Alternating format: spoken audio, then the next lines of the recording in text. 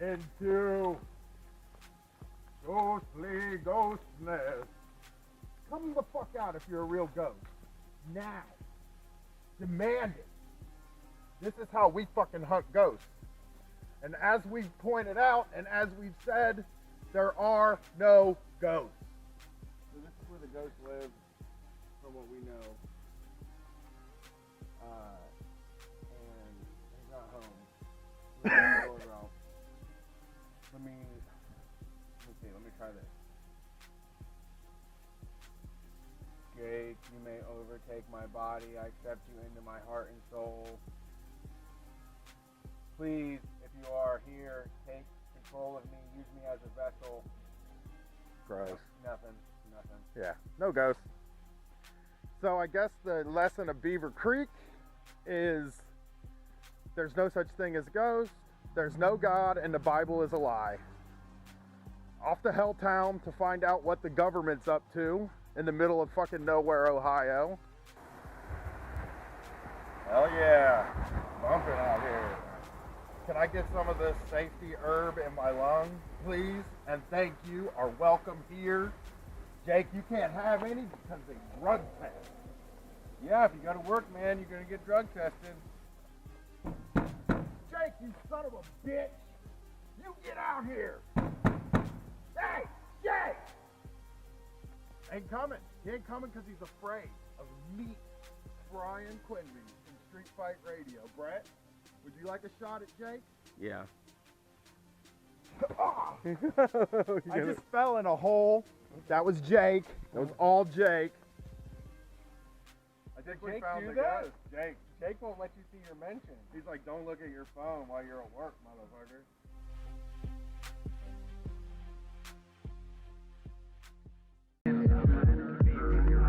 I mean, I tell you what, even the jobs that paid me nothing, like when I was first learning them, it was like, all right, I can do this.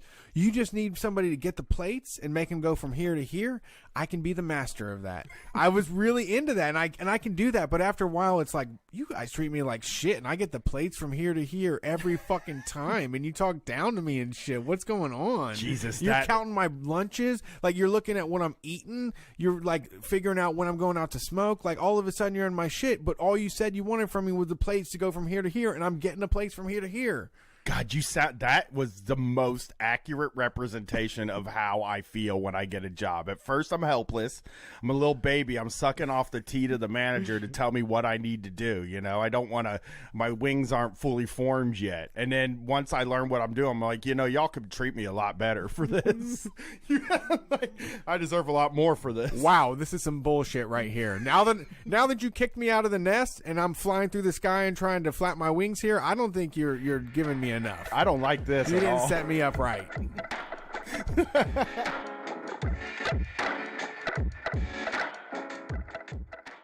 How many times have you gone into work and then looked at your boss and said, what are they doing? You ever think about the levels at a job, Brett? Of course, the people on the very bottom. What do? Usually clean.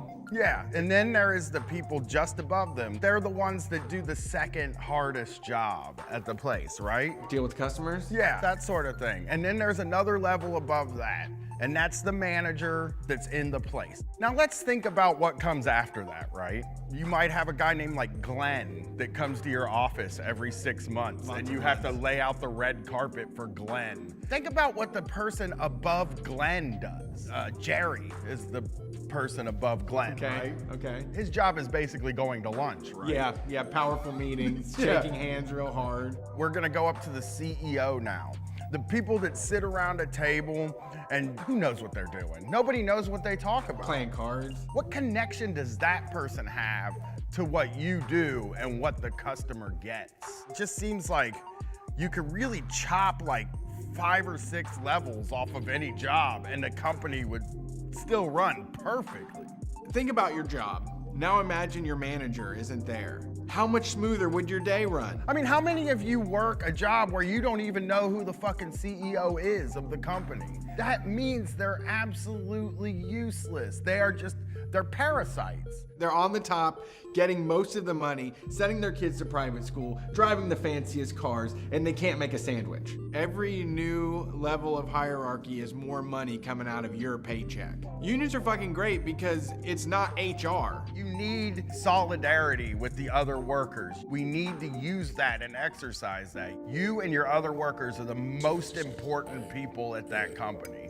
I mean, hell, the way I think about it, maybe you don't get a union at all and you just take the whole company away from the bosses, and that's called a co-op. For the almighty dollar, everyone's a slave. Cause what's the point of doing shit if you ain't getting paid? Ay.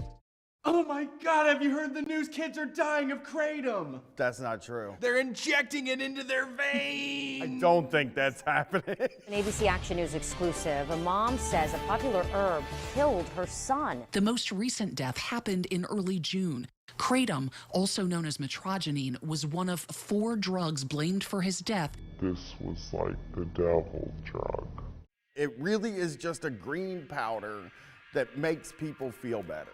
Yeah, it's a leaf. It grows from the ground, you smash it up, you make a tea out of it, you throw it down the back of your throat, you eat some capsules, and you feel better, your mind's clear. And most people that use Kratom don't have access to healthcare or prescriptions or any of that regular medicine stuff. They get it from local stores or online. Let's do an example here. You're a young person, you don't understand how all this works, so let me explain this to you. When you get hurt in your older age, let's say you're 34, you work on a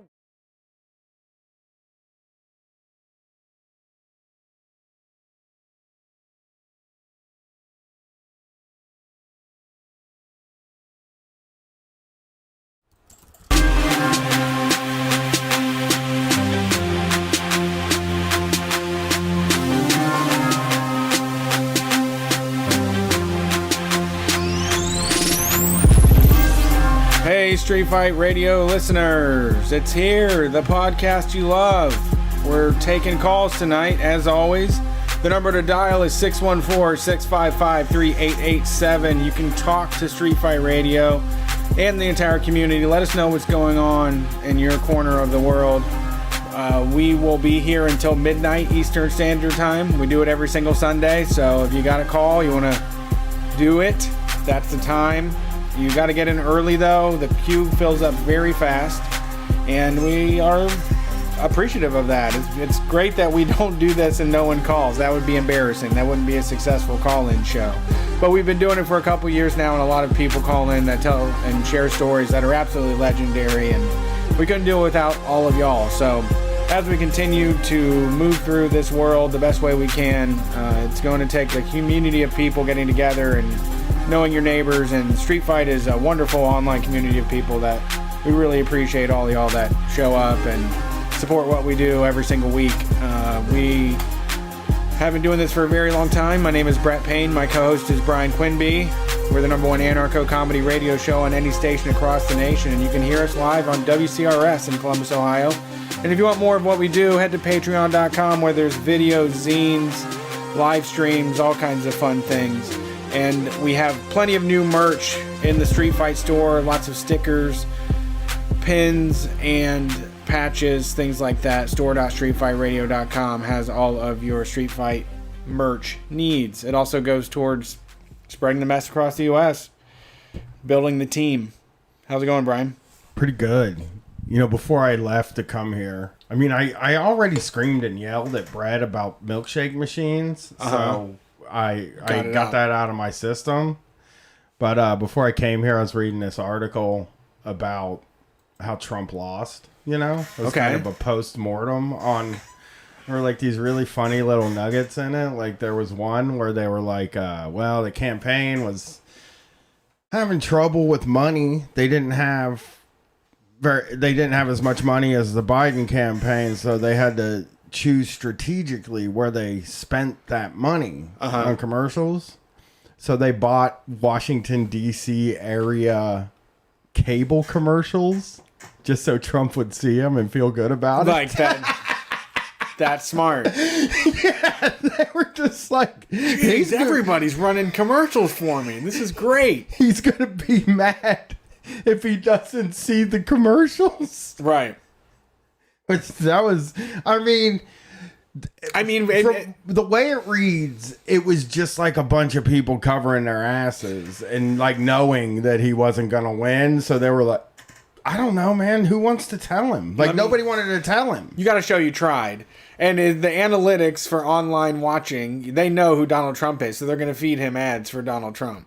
Right, and they don't, that like, he doesn't understand that, like, the ads should be running in Pennsylvania and Arizona and Georgia.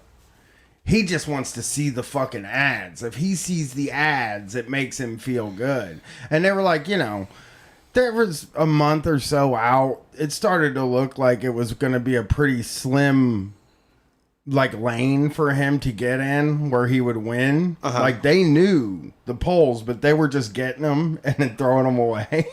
Throwing the bad ones away and showing them the good ones. And then the last little nugget that cracked me the fuck up was that he knew he biffed that first debate, right? Okay. Like he knew he left and thought he won, but then the next morning was like, I think I looked bad. So his whole thing was like, well, I'll just get this second debate in and I'll look like a normal person and that'll fix all that. They canceled that debate. So he was like, they were like, we got this last debate. So they put him in little rooms before they came out to debate. And in his room, his campaign staff hung up a bunch of pictures of rally audiences so he could see them and it would make him feel good before he went out and did the debate. Yeah, pop him up. Yeah, I mean, he got used. I mean, the Republicans won a lot with him, but yeah, they're done with it. They do not like him. They basically, I think the way they feel is like, you know, he insulted us a lot. He talked a lot of shit about us. And it's time to jump fucking ship. You know, you get Joe Biden in there, they know they're going to be able to get whatever the fuck they want out of that guy, too. Yeah, yeah. And he's not going to insult them and tell him, like, you know, you look like Andy Capp or something like that. You know, he's not going to, they're not going to have somebody in there saying, hey, Alfred E. Newman, what's your fucking deal, you know? Right. And then, like, Connor Southard actually on Twitter posted this, but I guess Donald Trump Jr. and his wife, like, were really freaking out, like, prominent Republican fundraisers. Like, they would go to these fundraiser dinners and she would say, like, whoever donates the most money, I'll give them a lap dance. No. Yeah. And Donald Trump Jr. was saying stuff about, like, they said he was very, like, sex jokes. He was a sex guy. You know what I mean? At these fucking things. And it's just like, that thing, what a fucking wild world we live in. That all was going on in the elite halls of our governing body, you know? Yeah, they got their time. Yeah, they did get their time. Perverts got their time, you know? They got to run wild with it. Now we got a new kind of pervert. You know, I'm also seeing this thing about mass rapid testing. They got a rapid COVID test now. Really? That does it in 20 to 30 minutes. Oh, I didn't know. I mean, I've read about that in other places. I didn't know. And they have them, and they're like basically like a pregnancy test. Like, they're quick, but they're less accurate. But also, they could just, they're cheap. They say they're cheaper than the ones they're doing now. It's like they could just keep doing them. Man, if they could fucking do that, that is the path to touring. If they could test all the time. Just give me 50 tests. Yeah. You know what I mean? Just give everybody a bunch of tests and let them test. Yeah, there's lots of places that have established this. Paper test is what they call, but yeah, they're just disposable. You get an answer. It's better than not knowing, you know? It gets people way before they're like, oh God, I feel pretty sick after the Halloween party, you know? Yeah. It gets them way, like we could all rapid test before we did something. Not perfect, no, but way better than the alternative. A risk I'm a lot more willing to take than just no testing. Right. Yeah. Yeah, instead of just like taking someone's temperature. Yeah, the temperature thing is ridiculous. Ridiculous. This is all I did in the first parts of the pandemic, though. You know, like when you just thought you had it every minute of every day. Yes. We had a thermometer sitting next to my station here at the in the studio. I had a thermometer sitting right next to me that I was using all the time. Someone mentioned going to a job and they keep finding different spots on your head so that you're low enough to work. I believe that. I believe that they would do. I mean, the temperature thing is silly anyway. I don't even know where that came from. I mean, I guess if you're sick, I mean, people do work through fevers. That was just bosses. Bosses were like, what if we took their temperature? Yeah, that's enough, right? Not a test, but it's a... Get them back in here. It's not a test, but it's a test, you know? I started watching this cooking show with weed. They use weed now. Okay. I love that stuff. I actually watched a weed cooking show on Quibi. Oh, okay. I did. Yeah. This is on Netflix. It's a regular length of a show. It's not a quick bite. Okay. It's a 45-minute bite. Bit much for me, but... Yeah. And it's okay. I mean, I watched an episode with Michael Rappaport on it, and it's like, I could do without him. He's a Stoney? I mean, he was just there, and oh my God. First thing that happens is one of them makes a vegan dish, which, by the way, this woman cheated, okay? This episode... about holidays. It's a holiday theme. To make a holiday themed meal. It's kind of like Chopped. Okay, so it's a competition. Yeah. Your chefs have to make a holiday themed meal. They have to pick a holiday, 3 courses, holiday themed meal. Okay? Weed in it. All of them? All of them with weed. Okay? 1 gram per me. That's a lot of weed. Oh, the motherfuckers were putting like 2.5 in each course. Gotcha. You know, and then maybe some CBD. This is like they were riding your high, right? Gotcha. So anyway, the first person is doing Thanksgiving. That makes sense. It's a holiday. Yeah, it's great. You know? Yeah, you want to 3 courses, easy to do for Thanksgiving. Yeah. You know? You make a green bean casserole. You make yourself a duck. Some kind of shit. You know what I mean? Yeah. Or a turkey, whatever. Pumpkin pie. That's next one, Ramadan. Novel. Very cool. And I'm sure, I don't know what traditional Ramadan food is, but it looked good. Okay. Very into it. This other woman, she goes, I'm doing 3 different holidays, actually, one for each course to recognize this nation's multicultural roots. And I'm like, listen. Okay. Listen. You read the instructions wrong. And she just didn't understand the instructions. Yeah, this is someone that has like a cross tattooed on them, like a Star of David, and like a meditation symbol. She saw holiday and didn't read. They probably give you an instructions sheet, you know, and she's like going through holiday. 3 holidays, you know, or I got to pick 3 holidays, and she gets in there, and everybody else is doing 1 holiday, and she's like, but I planned for 3, and then she was like, what about multicultural roots though? That's actually why I'm doing it, so it's a good thing that I didn't do it right. It irritated the shit out of me. Sounds like a stoner thing to do though. Yeah. And then the only other thing that annoyed me was Michael Rappaport did that joke where like this guy serves a vegan course, and he was like, why do vegans have to tell everybody that they're vegan? And I'm like, why didn't you edit it? You could have edited that. We don't need to hear that ever again. That's over.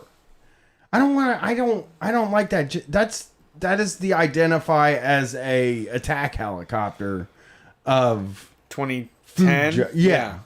I hate that joke. I hate it. I don't even know why it bothers me so much. I hate people haranguing vegans. You know, I hate it. Well, vegans, let them just eat nuts or whatever it is that they do. My only gripe is when they say vegan stuff is actually vegan. Like, this is a vegan salad. It's like, okay, well, yeah. I mean, I can expect that from you because I know you don't eat that stuff. So yeah, I mean, saying vegan a lot, like all your food's vegan, you know, where you're just like, well, we're having vegan pizza. We're having vegan this, vegan that, vegan this, and just makes me think like, I'm gonna get something to eat. like on the way here, because that always makes me nervous. You're Michael Rappaport. I have this thing in my head where nut cheese bothers me, and I know that cheese tastes nutty. Like it says on the cheeses. Now, I can't taste the nut. When they say this has notes of nuttiness in this cheese. I can't ever taste it. But for some reason, when you shave nuts to look like cheese, I'm like, that seems like peanut. I just don't like it. It seems like peanut butter to me or something. It just bothers me. What's wrong with peanut butter? I don't want it on pizza. You know what I mean? Oh. I'm like really weird. I'm really weird about I don't have a problem with vegan stuff. I'm very weird about the replacements. Sure. For the things that I eat that they are able to control themselves and not eat. Like I fully realize that I am the one that is an out of control maniac. You know what I mean?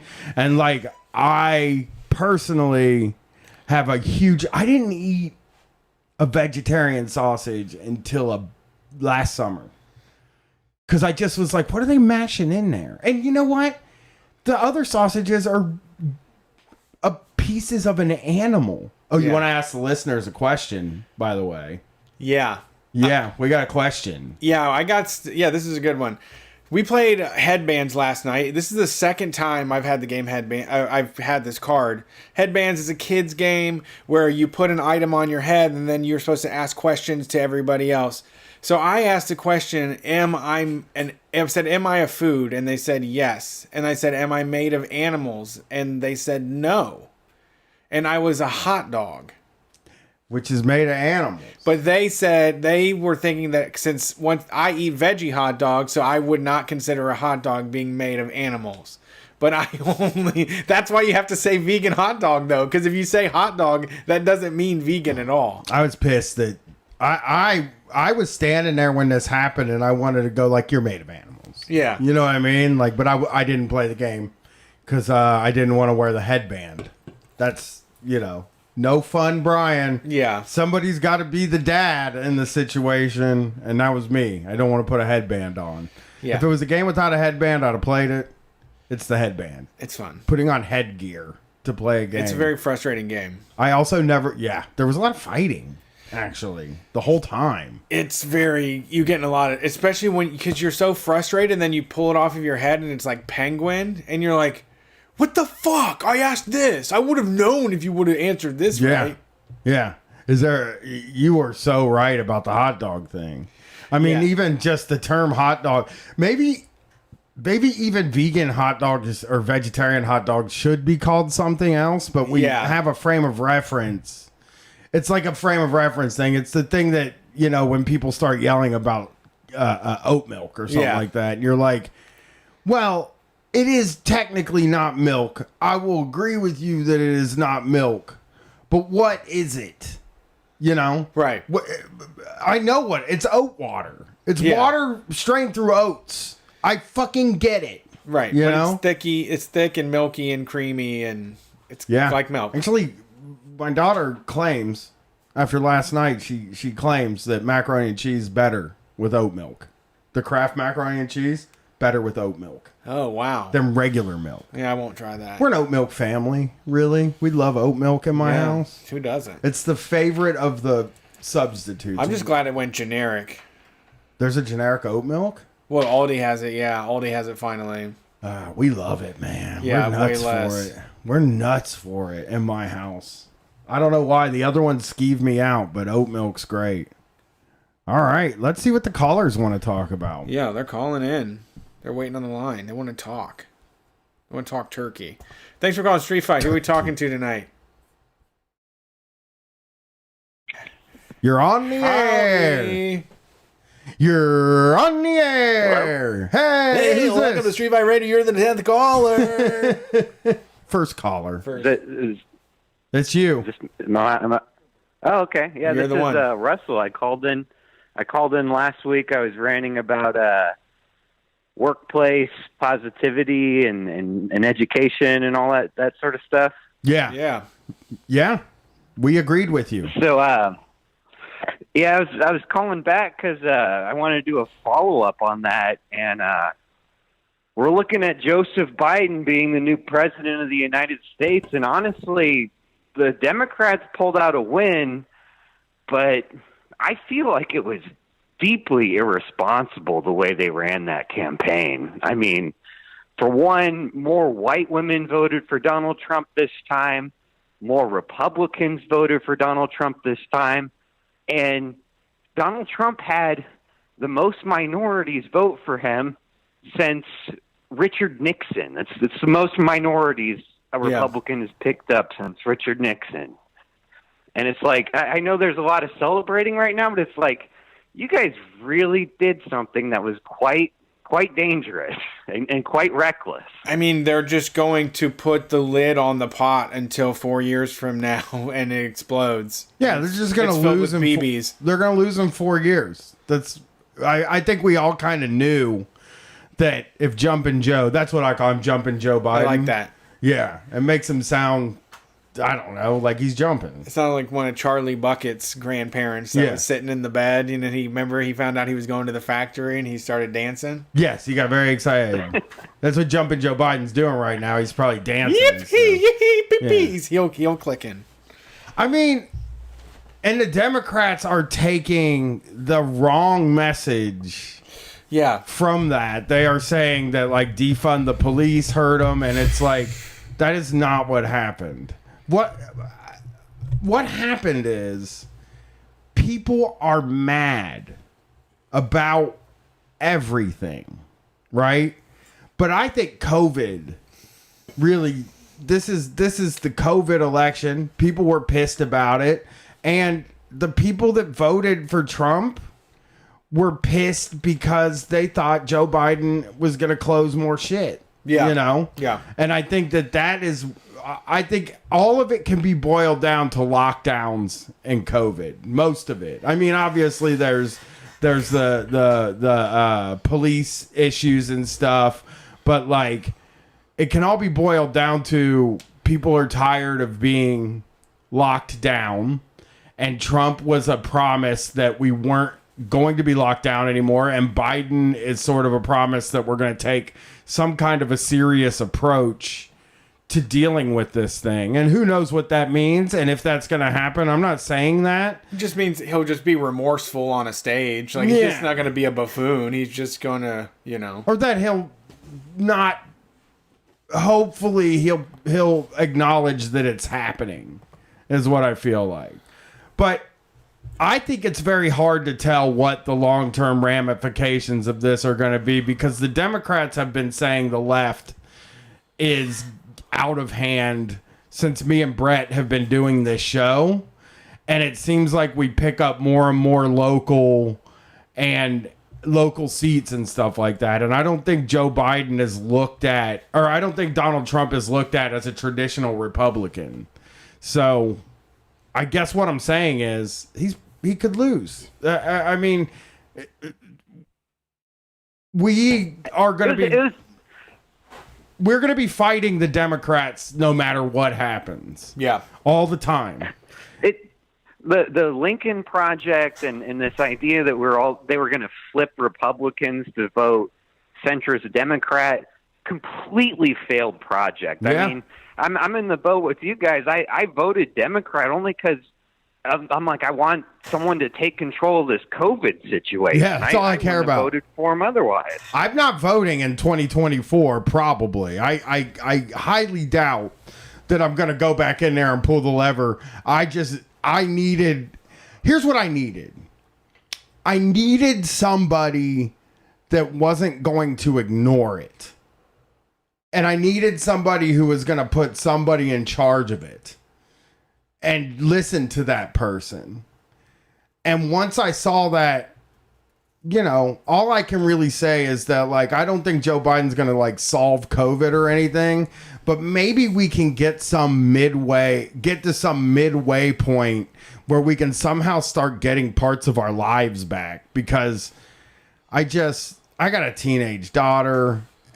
This thing is so tough on teenagers. And it's taking away a part of their life they think is important that I keep telling her is not that important, and it's kind of, you know, it seems more important in the time. But like, I want my life back too. I want my job back. I want to do the things that I was doing before this. So, you know, the hope is that he takes it seriously and that something happens, and then we were never going to be able to celebrate. There was never going to be a time where people on the left were going to celebrate. And we just have to realize that, like, there's a certain amount of people who do celebrate, who are celebrating, but we don't get to do that yet because we have not won yet, and we are going to win. I know we are going to win in the end, but it's not going to be through the Democrats, and we can't get too excited, I guess. You know, we are not celebrating. Yeah. They are. I see it as they are celebrating. And it was nice to see people, you know, I'm not happy about Joe Biden or whatever, but people were driving down the street yesterday, like honking and holding their signs out. And to be honest, during COVID, seeing people happy about something is worth, you know, it's been a really rough run. You know, we've been beat up by the police. We've had this lockdown shit, and we've had this just over 200,000 people dying, and it's really fucking hard. You know, it's really fucking hard, and to see people feeling good is really nice. Yeah, for sure. You know, I had to get my piece off about the election, but I was actually calling you guys because I wanted to follow up on your guys' episode about death metal with Riley. Oh, okay, yeah. What's up? So I'm from Texas, and Riley mentioned a lot of the kind of like hardcore metal bands from Texas that were playing around, I guess, the past 20 years, and man, like, I've been watching a lot of these musicians play since I was like 16 years old. I'm like 33 now. Yeah. And he mentioned bands like Mammoth Grinder. He's the drummer of Power Trip. I've been watching Chris Olsch play since I was like a teenager, and it was just so cool to see him like kind of grow up with me and actually become like a respected musician in metal. I mean, he's releasing stuff for Relapse Records now, and there's just a bunch of really cool bands that have been playing in Houston and Austin and Dallas, and Power Trip was really the culmination of all those bands, and it was like I had so much pride about Power Trip because it was like that was like probably about 20 years of bands playing in Texas and making hardcore and metal, and to see them like make it and like play for like Ozzy Osbourne and shit, like it was incredible for me. And to hear that he passed away during this very terrible year, it really took something out of me. I think you guys really recorded something amazing with that episode. Oh, yeah. Thank you. Yeah, I mean, it's you know, that's what it takes to stay in. I mean, you have to stay in it to win it, like to make it in the long road. It's 10, 20 years later, and all of a sudden you realize you've been doing music or whatever it was. I kind of had that feeling a little bit with Paulo from Trivium, just because that was a band, like, when I was stealing shirts from Hot Topic when I was 20 years old, you know, they were playing, and now they're like he was like such a polished, completely well-practiced, like, media member. Like, was able, like, it was just so easy to talk to him. He was ready with stuff to talk about, and you know, the same with Riley. I was thinking, you know, he was about my age, and you know, he started doing, you know, I started doing podcasting in my 20s, but you know, I didn't come to it as easy as like musicians do. But yeah, that once you put in 10 or 15 years, like, the people that weren't serious about it or can't do it kind of fall to the wayside, and the ones that are left, like, are the legends. Those are the ones that, like, that, you know, really have it going on.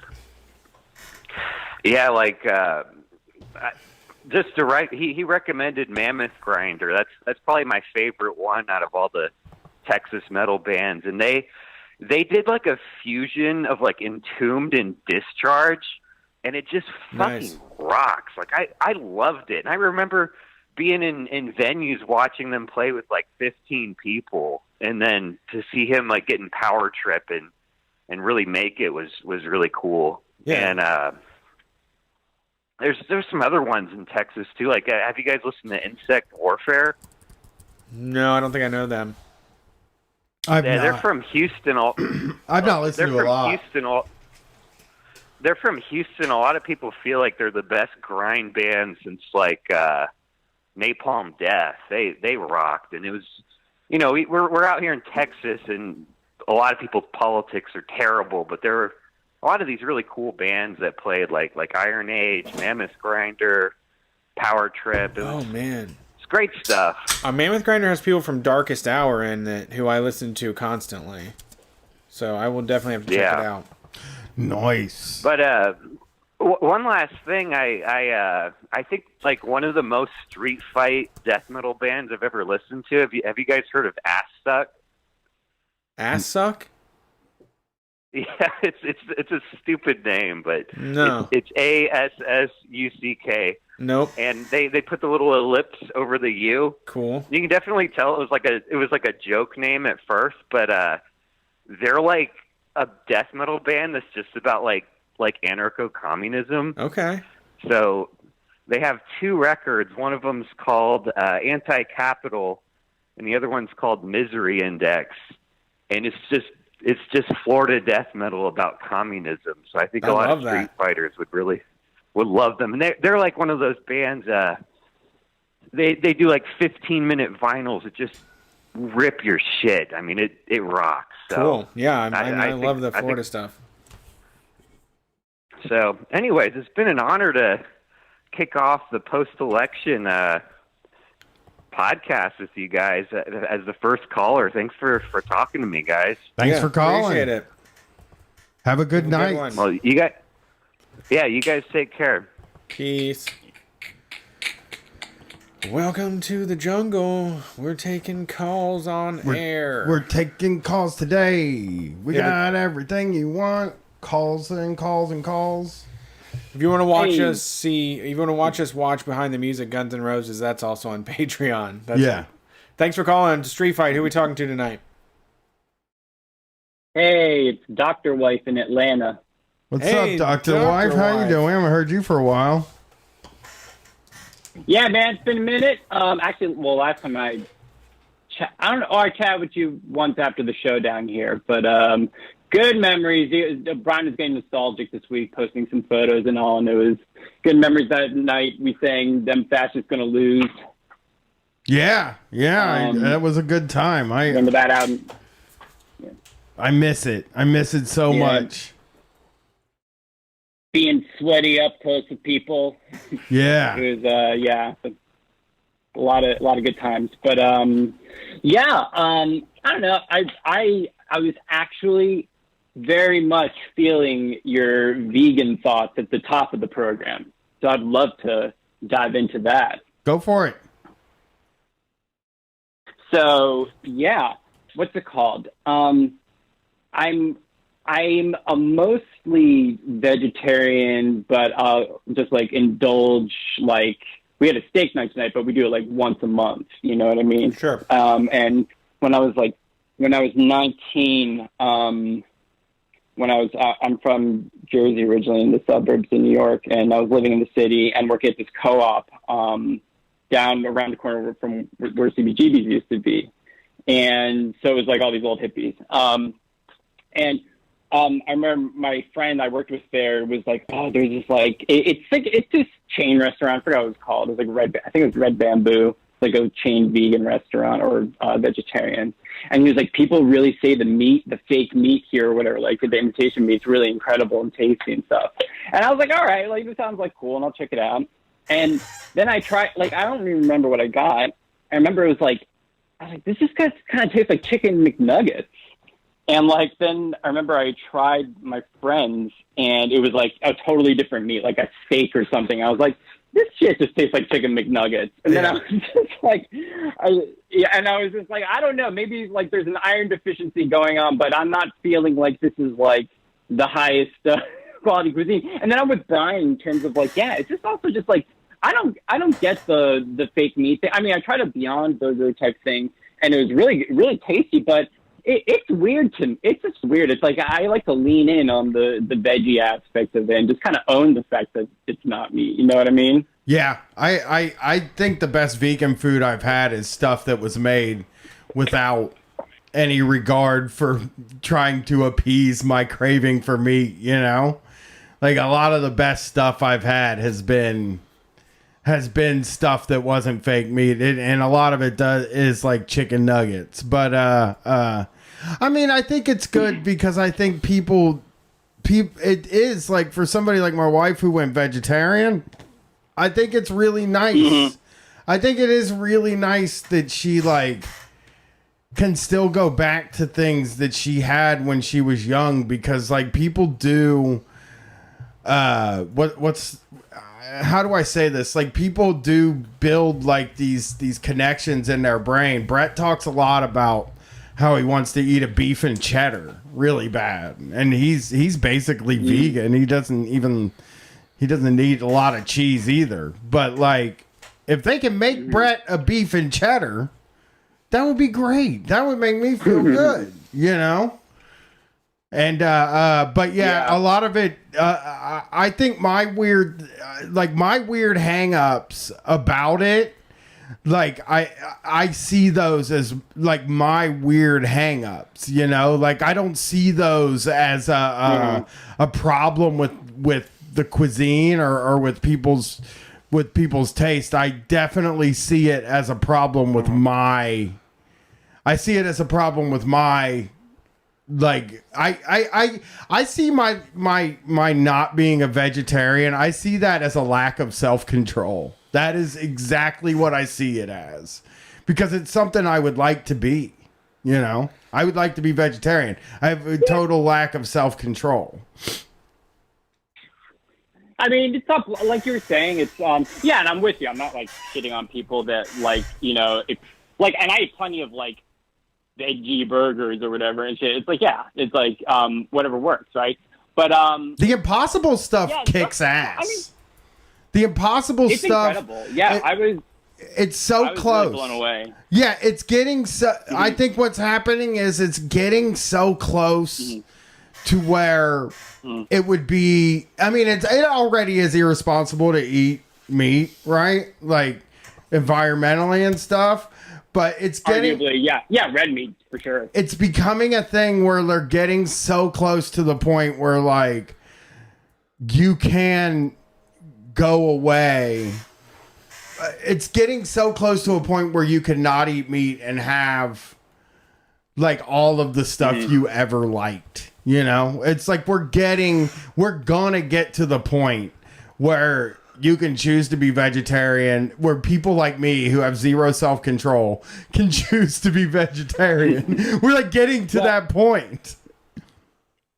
Well, yeah. First of all, Brian, I'm gonna do some self-compassion here and say I feel like you're judging yourself too harshly, man. I don't know if it's a self-control thing. You can't, you know, we have certain, you know, habits and tastes, and we're only human, so we can't be perfect.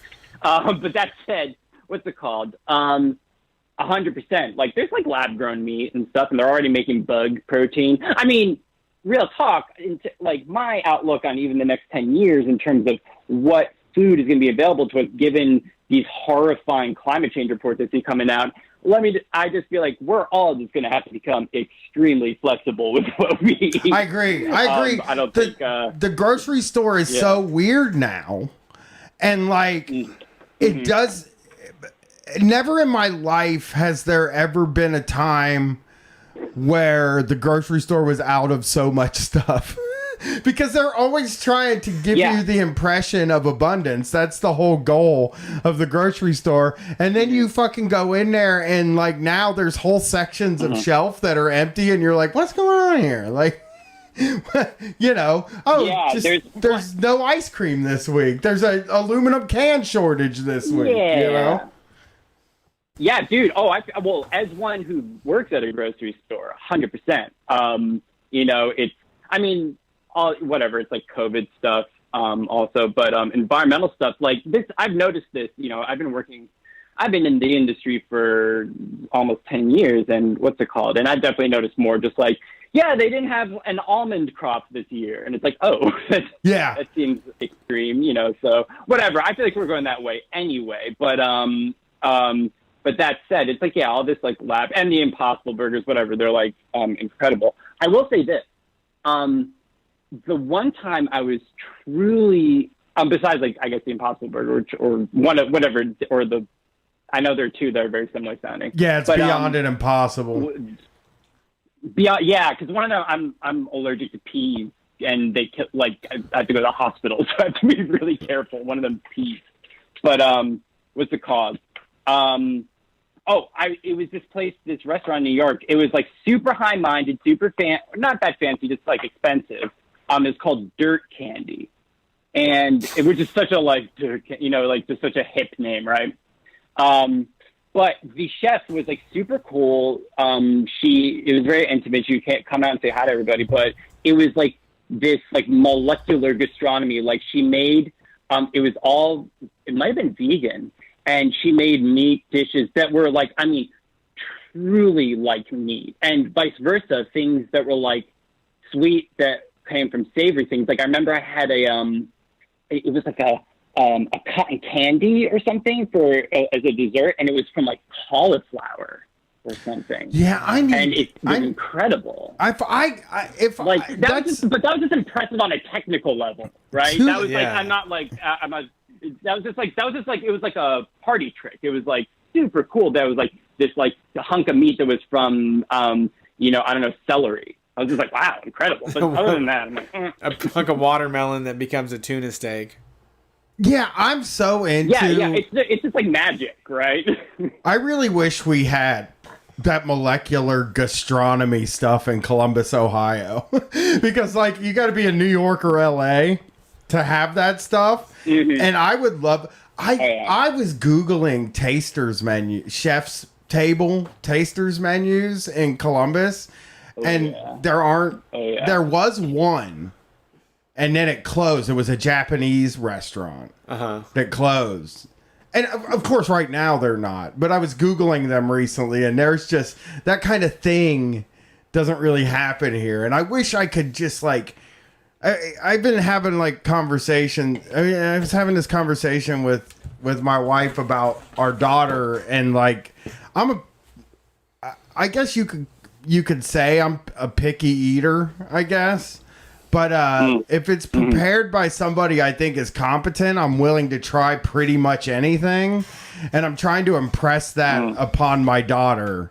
That like somebody who's like a chef, a professional who puts a thing together, or a really good cook who puts a thing together, and they put something on it that you don't like, you should give it a shot, because you could end up like they could use it in a way that you understand. And I've had that happen in my life. Like, I hate mayo, but one of my favorite sandwiches ever was this chicken sandwich. I have fucking garlic mayo on it. You know what I mean?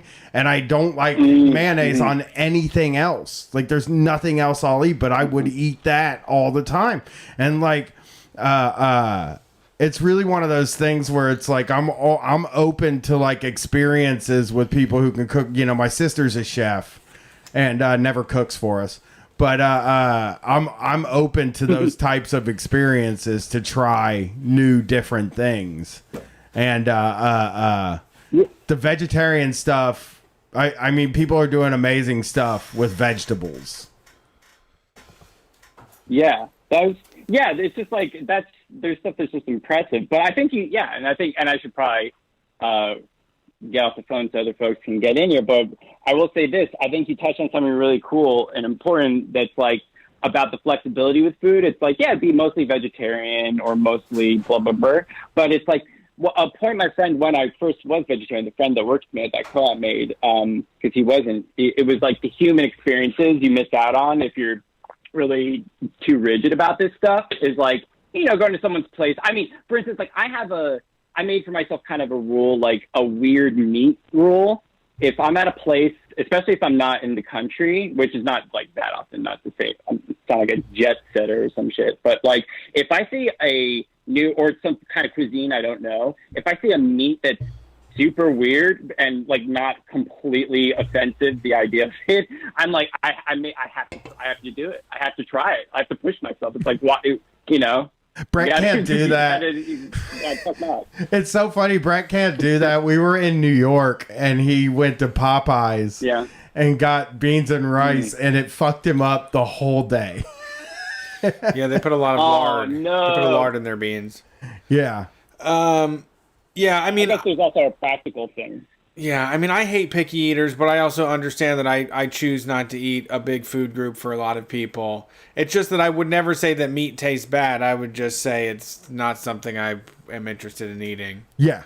I hate when people say like raisins and olives and nuts and all kinds of shit taste bad or are bad. It bugs me. But you're totally right, yeah. I mean, I say it because I think it's just a thing that people say. Yeah. I don't like that.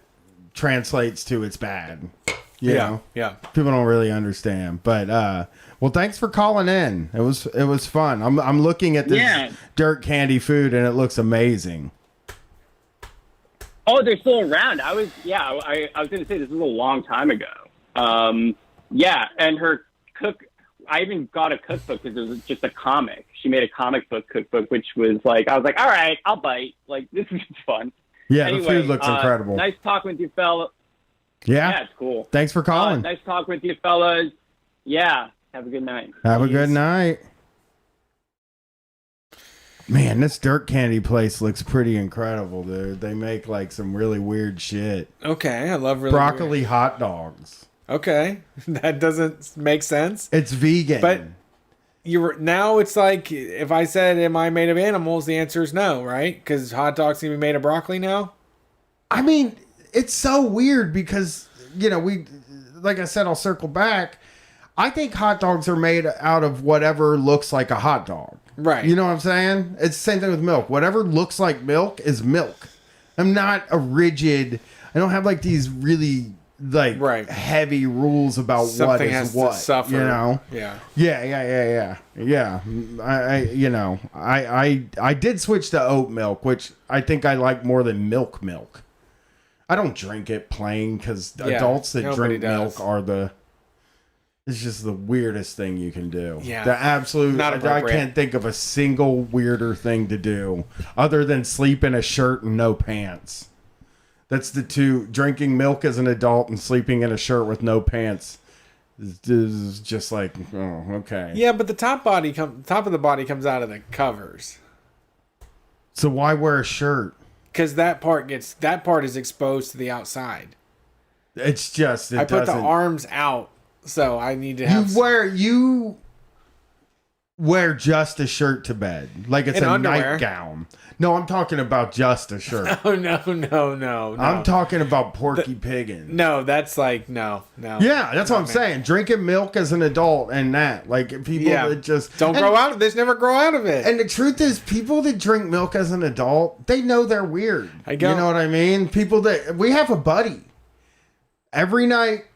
Comes home, drinks a big glass of milk. He might not do it now because his wife went super vegan. We do have a friend that drinks a big glass of milk every night. Maybe when he has spaghetti and he has a glass of milk and a slice of white bread with it, to really fill up. Yeah, but I think maybe he's changed because I've made known that it's like... not acceptable. This is... I mean, who are you, Wally and the Beeve? Yeah. For people, that's a TV show that... it was too old for my dad to watch. Yeah. So. I usually go to indoor soccer games and find the biggest guy. I'm like, can I buy that shirt off of you for a nightgown? Yeah. nightgown shirt, the big T-shirt. The My big wife used to nightgown. sleep in the big T-shirt when we first got together. Yeah. You know, Give me a it'd be Tweety like bird. It was a goofy one. Yes, a big, long, goofy shirt. T-shirt. Yeah, Yep. yeah. That's all I need. Very funny. Cover the pits and bits. I'm good for bed. Yeah, we're going to bed here. Let's see who's Watch her on get the mad phone. at me now for saying that. I lost the chat. There it is. Thanks for calling Street Fight. Who are we talking to tonight? Hey, it's Jeff from Try This at Home. What's up? How you doing? Am I coming through? You're coming Hey, right I'm doing through. all right. Excellent. I'm so stoked to be on your show finally. So I don't know who looks at the Instagram messages or whatever, but I messaged earlier about kind of a cool topic that I want to share with everybody. Oh, yeah, that's me. Sorry, I didn't check the Instagram. Brett Payne. I haven't been on Instagram in That's 2 all right. weeks. Okay. No, so I'm kind of a nerd, and I'm kind of like, I don't want to say a prepper, but like I have a runaway imagination with some of this doom and gloom stuff. So a while back, I decided that I was going to get my ham radio license, or amateur radio. And I did that recently. I took the exam, and I got myself a radio. And like my reason for doing it was like, first of all, like during the George Floyd protests and stuff like that, like cell phone service sucked, and like you would not be able to get in touch with people who were there, and like all the cell signals were jammed. Also, I used to live on the East Coast, and we had hurricanes, and we would go days without cell phone service or internet. So it's a great way to get in touch with people in an emergency. You can also listen to some you can also listen to some like emergency services. Like you can't listen to the cops here because their radios are encrypted, but there are some cities where you can. I think I can get fire and medic on mine, but I'm not sure. And one of the things that I thought of as I was getting it, and I kind of laughed it off, but it's a real thing now, is that the right-wing prepper community and like the right-wing militia people are super into ham radio. Really? And yeah, and like I saw, like if you go on YouTube or Google or whatever and you look up amateur radio, it's a whole lot of like right-wing prepper guys who are like, the government's going to take your guns and there's not going to be any electricity and you're going to be off the grid and you need a ham radio. So, and I was like, oh, that's funny, whatever. Well, I got the radio, and I've not actually talked on it yet. Like, legally, I'm able to. I have my license. But mainly, I've just been listening. And I have heard some, like, it's crazy stuff. And like, it's off the wall. More like, is it someone doing a show, or it's just someone having a conversation and broadcasting it, or? It's for talking, communication only. There's no broadcasting on it. So, like, I couldn't play a radio show on it, but I can communicate to other people with radios.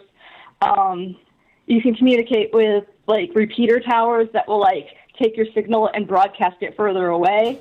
And so basically, like, I've just been listening in on people's conversations. And for the most part, they're, like, old white guys talking about dumb old white guy stuff. But every now and then, and it's happened like multiple nights a week, I keep hearing like hardcore right-wing guys who are like, we're at war now. And it's like, oh. Well, yeah, they are. Yeah. But they've believed they've been at war for years now. And the hope is that they're just going to sit in their garage and mess with their radios. But I mean, so you're able, is that like the intention that you're able to listen to people's conversations, or is it sort of a thing where you're flipping through and you happen upon something and you're just like, oh, I'll just check that out? Do they know that they're going out in that way? They should know, but I think they don't realize it sometimes. So a big belief among these people is that, and it's debunked in a lot of places online, the belief is that if I'm using the internet, I'm being spied on, and people can see what I'm doing. And they don't think that that applies to radio, but it does even more so. Right. So in order to transmit in order to transmit on amateur radio, you need to have a license, which gives you a call sign. And every time you use it and you're speaking on it, you have to identify with your call sign.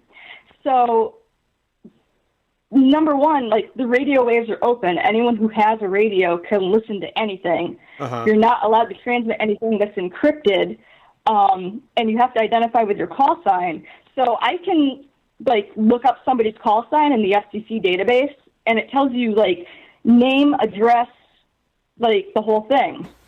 So I was able to look up people's names and where they were from. And it's like, oh, you're from Iowa and you're a white supremacist. That's cool. How'd you get into it? How did you make the decision to get into it? Well, like I said, like, I have weird, like, kind of an overactive imagination, I guess. I wouldn't say that I'm a prepper, but, like, I have an interest in that, but not from, like, the usual perspective of I have to build my family a bunker and, like, buy a pile of guns. Yeah, you're cautious. Sounds like you're cautious. Yeah, exactly. And I realized that, like, it was a thing that I could do. I knew a couple people who did it. I already do the show, like, I do community radio broadcast stuff, so I was like, oh, this is, like, a logical extension of that. And so I studied for the exam, I passed the exam, and I got a little radio, which the radios start out really cheap for anybody that's interested. You can get, they're made by a company called Baofeng. They're like these little handheld, it's like a walkie-talkie, but it's more, like, you can get different frequencies and bands on it than, like, from what you would get from a one-way walkie-talkie. They start at about $20 on Amazon. I paid a little bit extra and got, like, an upgrade kit with a better antenna and stuff like that. Those radios don't do, like, all the frequencies available to hams, but it does, like, the ones that most people locally will get on. Like, there are radio units that are, like, thousands of dollars that, like, you can contact people, like, around the world with, and the people who do that are very, very nerdy and intense, and it's cool. But for the average person starting out, like, if you decided, I want to start doing this, where do I start? Go to Amazon, get yourself one of these little handheld radios, and you'd be able to listen to people locally here in Ohio and potentially further away if you hit, like, the right repeater towers. And you can communicate with people for, you know, so a distance like 50, 60 miles or more. But you said you have to give out your call signal? You can't just go covert on that? You can't just start broadcasting without saying... It's not a listening thing. You can. It's not a radio show thing. You run the risk of getting fined. I don't get what it is. What was that? It's like a CB. It's two-way radio communication. Yeah, it's like a CB radio. CB, but more. Yeah, but you can get out further. It's like people talk to each other, they meet. It's kind of like a chat room, sort of. Yeah. But you can also hear it. It's going out over the air. It's not for shows. It's not like it sounds very entertaining to me to listen to. I mean, we used to fuck around on a CB radio. Yeah. And it was, like, really fun, and you would listen to, like, truckers talk to each other and stuff. And this sounds like you probably can pull. I mean, obviously, it's a license. You need to have a license to do this, and you got to do your call signals. But, like what you're using it for, I'm very interested in. I feel like I could just lay on a fucking thing, lay in a hammock and listen to crazy people talk to each other all night. Basically, yeah. Like, part of me was excited, like, oh, I'm gonna be able to contact people and it's gonna be, like, interesting and cool. And then I heard my first, like, white supremacist conversation, and I was like, oh, this is big. Yeah. This is information that people kind of need to know.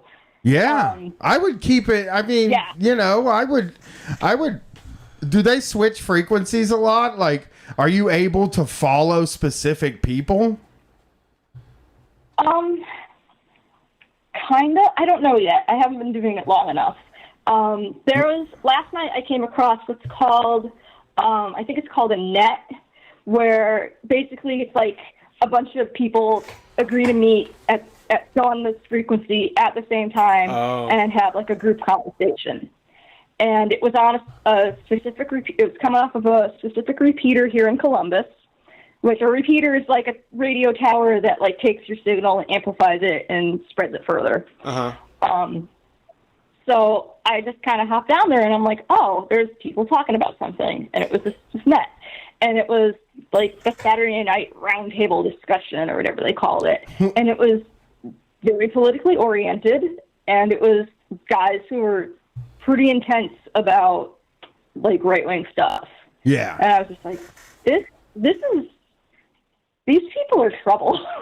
Yeah. I mean, obviously, if you have people who are plotting to kidnap the governor of Michigan, like, or let's say that we have protests again here in Columbus and like right-wing people show up to cause trouble, like that's a thing that would be really helpful if you knew it. Yeah. Yeah. You know? Yeah, if you're interested in, doing the work on this, if someone wants to investigate the people on these channels, it's probably a good idea. Yeah, I think it's worth checking out if you're somebody who gets in, and like you said, you get into like weird little areas and like and just check them out. It sounds interesting to me. Maybe? Yeah, ruin them. Yeah, it does sound interesting to me to listen, even just to listen to them. I mean, obviously, I would want to disseminate that information to people, right? Like, yeah, I would want people to know, but it also would be just in the moment interesting for me to listen to them in an unguarded moment, although I have heard a lot of white supremacists talk in unguarded moments, and I don't have to hear that again. But you know what I mean? Like, it's just this thing where, like, it's interesting to just listen to people talking when they don't think anybody's listening. Right. Right. Well, but for the sake of, like, people coming to cause trouble and hurt people, it's an interesting resource. Yeah, where can people find you so that we can,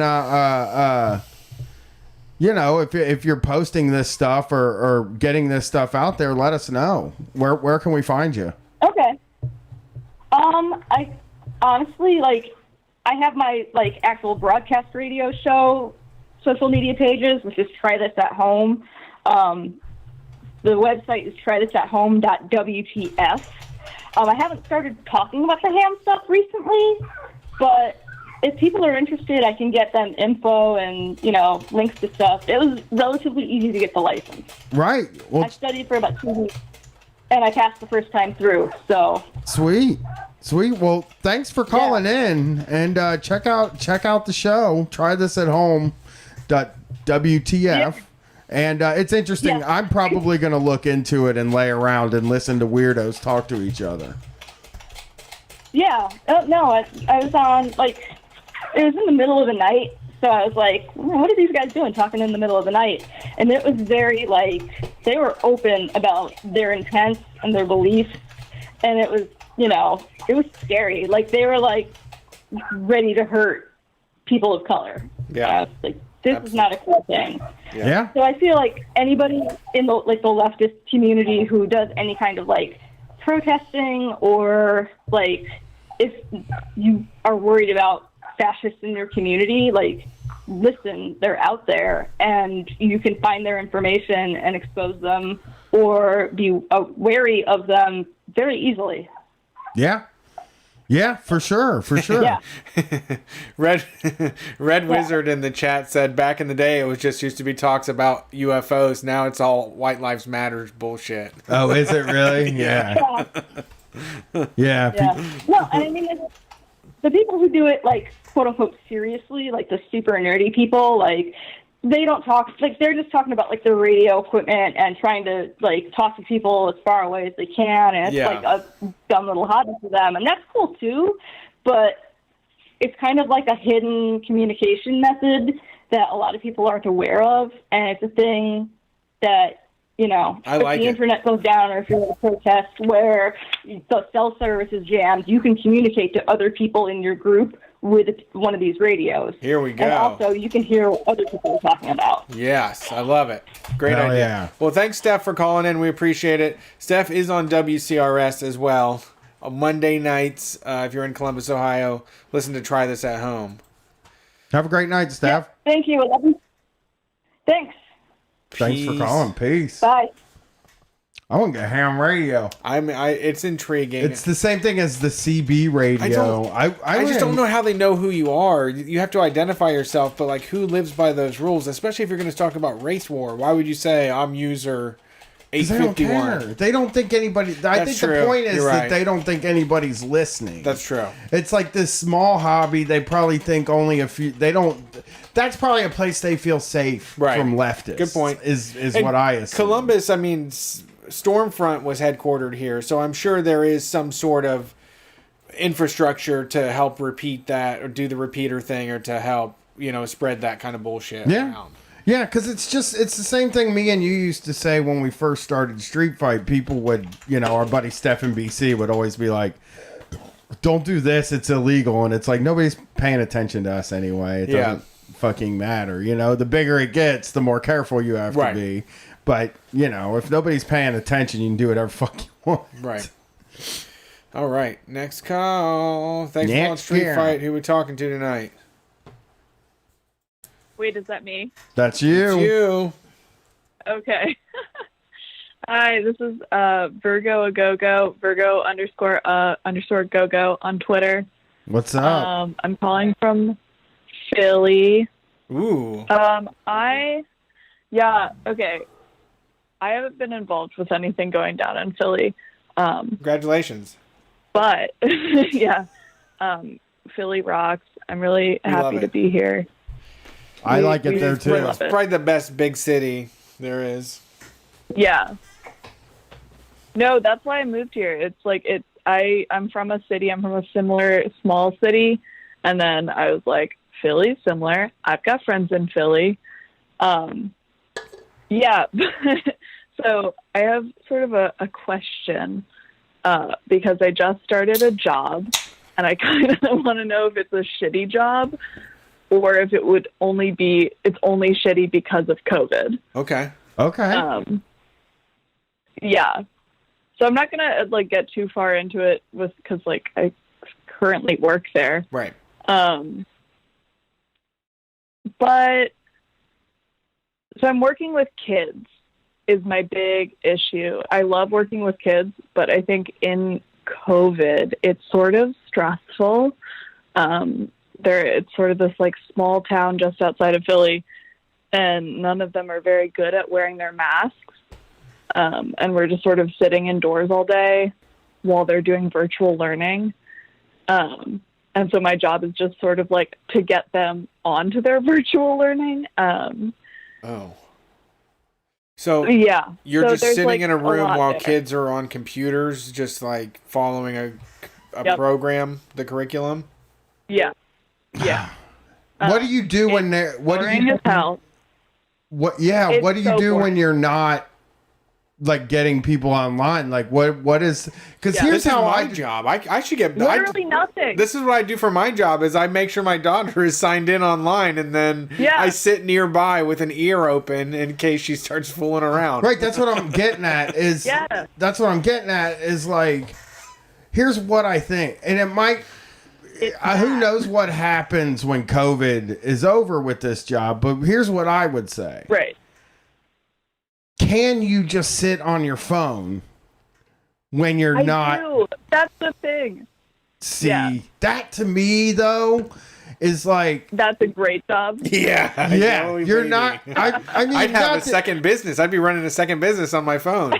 Yeah, not that being on your phone is a great thing. I'm not saying being on your phone is this great habit or whatever, but it is kind of better than there are a lot of fucking places where if you got the job and you were doing what you did and you had downtime, what you do now, they would want you to stare at the fucking wall. They don't even want you looking at your damn phone or a computer. They would just be like, no, you're on our time, stare at the fucking wall. Yeah.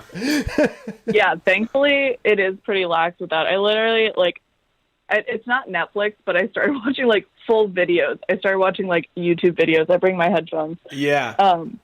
So in that way, it's a very easy job, but it's the kids don't listen to me. that kind of yada, yada, yada. How old are they? I'm worried about, like, it. Oh, they're 12. Like, I know, like, I've worked with kids before. I know they're going to be shitheads no matter what. They're 12-year-olds. It's just, like, specifically in terms of, like, COVID, I'm the authority and I'm telling them to put their mask on. And so they're going to fight me on it. So what's the regular job? I mean, what would you do with outside of COVID? I don't understand. Okay.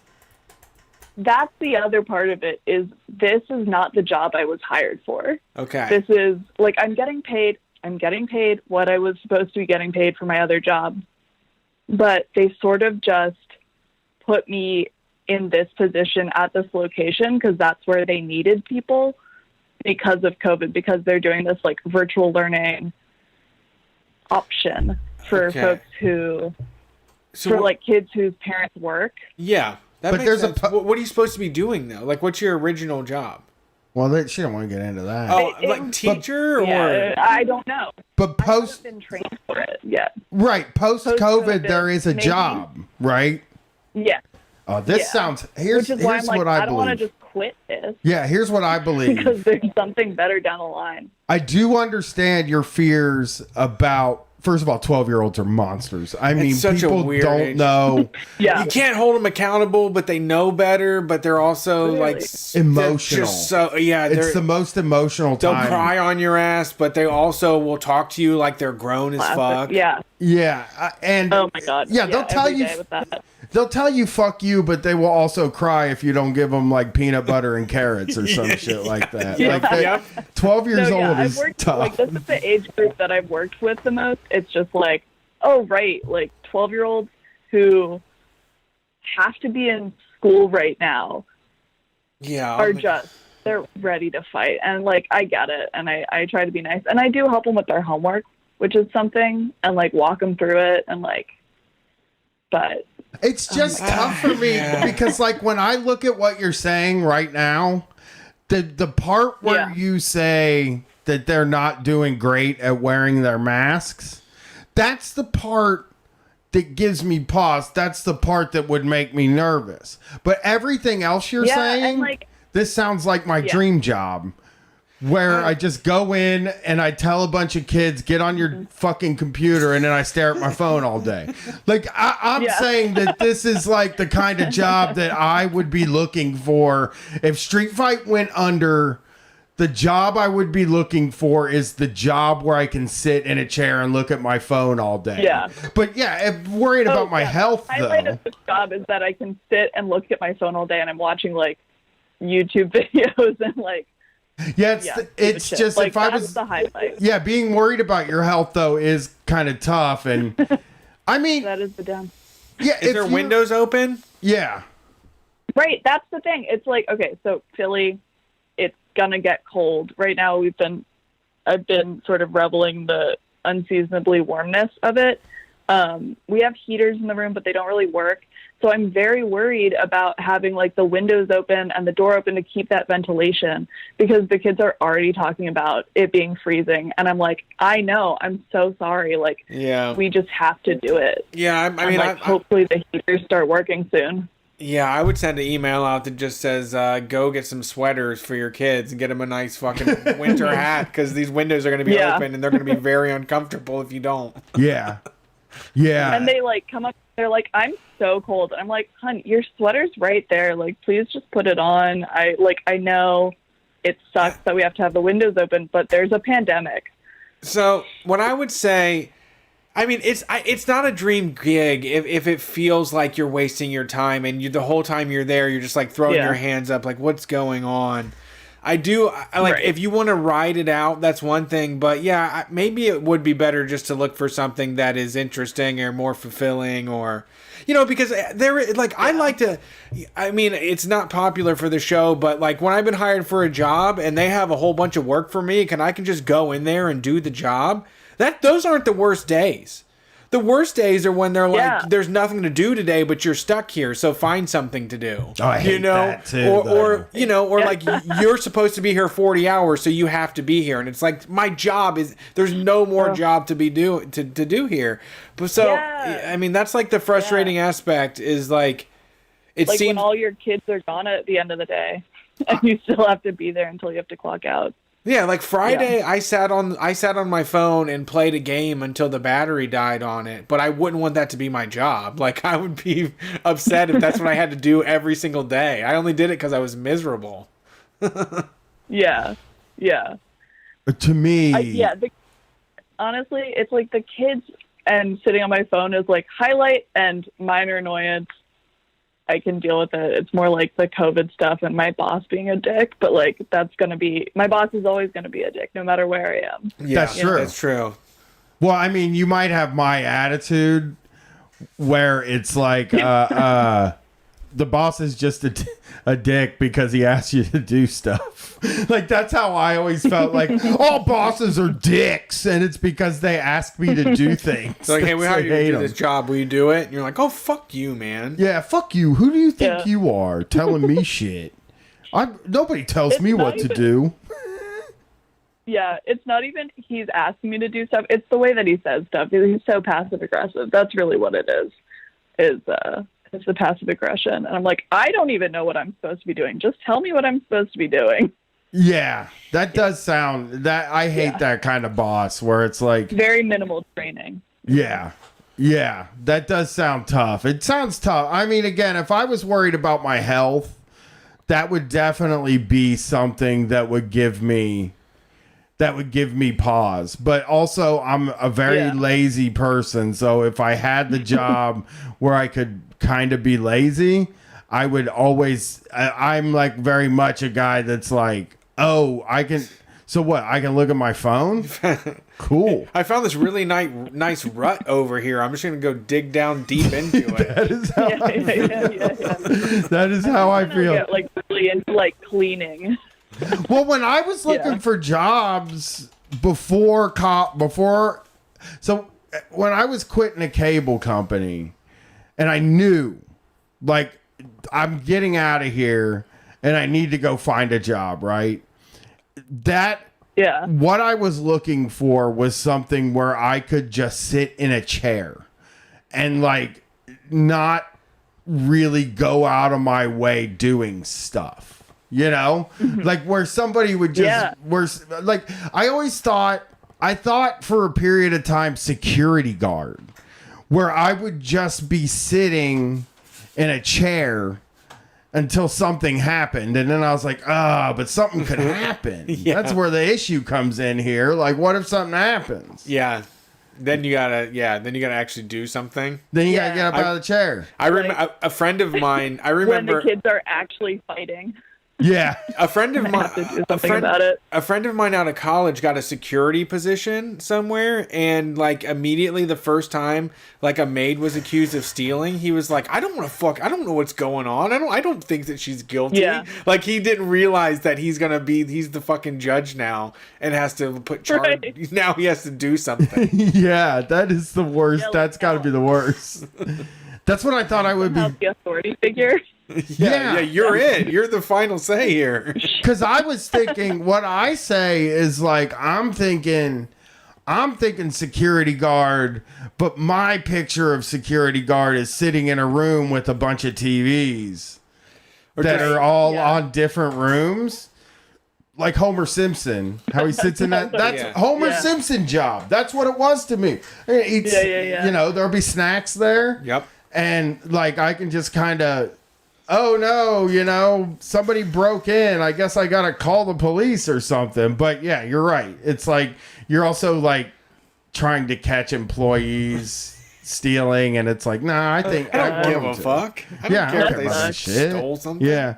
But yeah, it's the same thing. I think, you know, like for you, it's like, you know, this is like, kind of the kind of job where I want to relax. I could relax. I don't really have to do anything, but like it's the health thing and the winter is just going to be tough. I think I have come over to the Brett side and said, first of all, again, if you think it's relatively safe in there or they're wearing their masks and stuff like that. Right. I think that what I would say is like, stay. But I do also understand I understand like wanting to get out of there, and it does sound like a good move. I know. I was talking to my sister, and she was like, just run away to your friends who live in the mountains. Just run away to their house. And I was like, honestly, it looks appealing to do that, but I can't do that. But yeah, it's like, just quit and run away. Yeah, just see if you can find a place with better protocols or different situations. Taken care of. Yeah, sorry. Yeah. Hopefully I get transferred somewhere better is all I'm thinking, maybe before winter. That's why I emailed them today being like, am I getting transferred anytime soon? Yeah, okay, that sounds good. Because I say hoping doesn't actually work. Hoping just kind of stays inside your brain and just makes the wound hoping fester. And emailing. The emailing is the one that really gets the job done. Yeah, that's why I let it sit for a little bit. Like I got hired, I don't know, under 2 months ago. And they're like, well, don't worry about this like actual job that you're supposed to be doing. We're just going to put you here for now.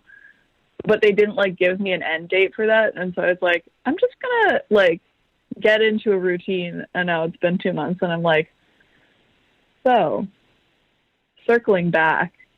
Yeah. Right. When do we kick it off? When do I actually start doing fucking work? When do I literally, yeah.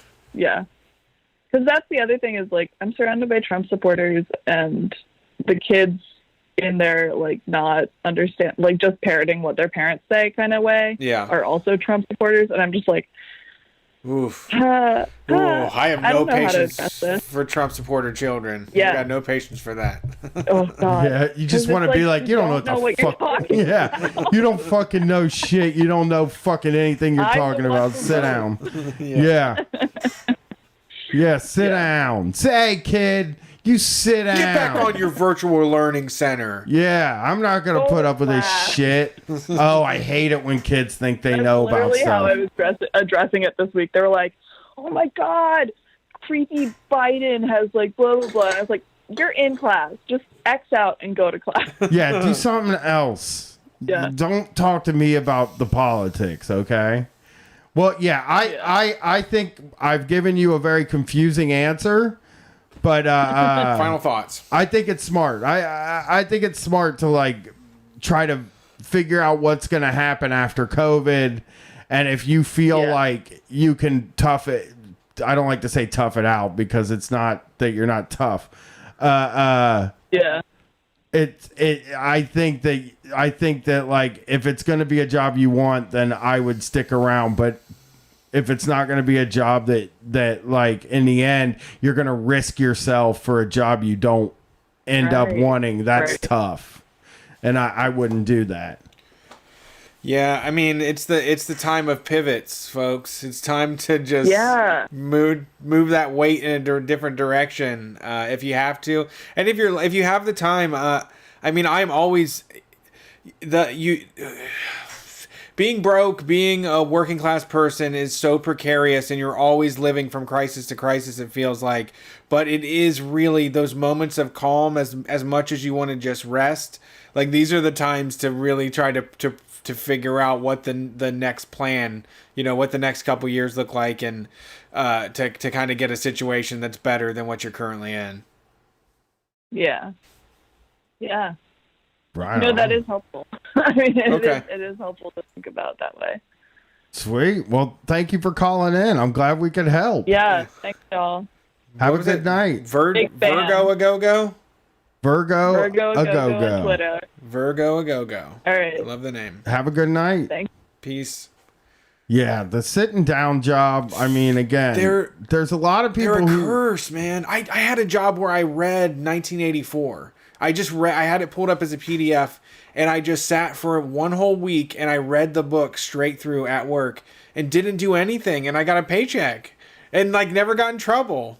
You know? You're just like, I don't want to do anything. Like, I don't want to like leave this job. Why would I fuck this? Why would I stop? Why would I stop this? Why would I object to reading a book on the clock?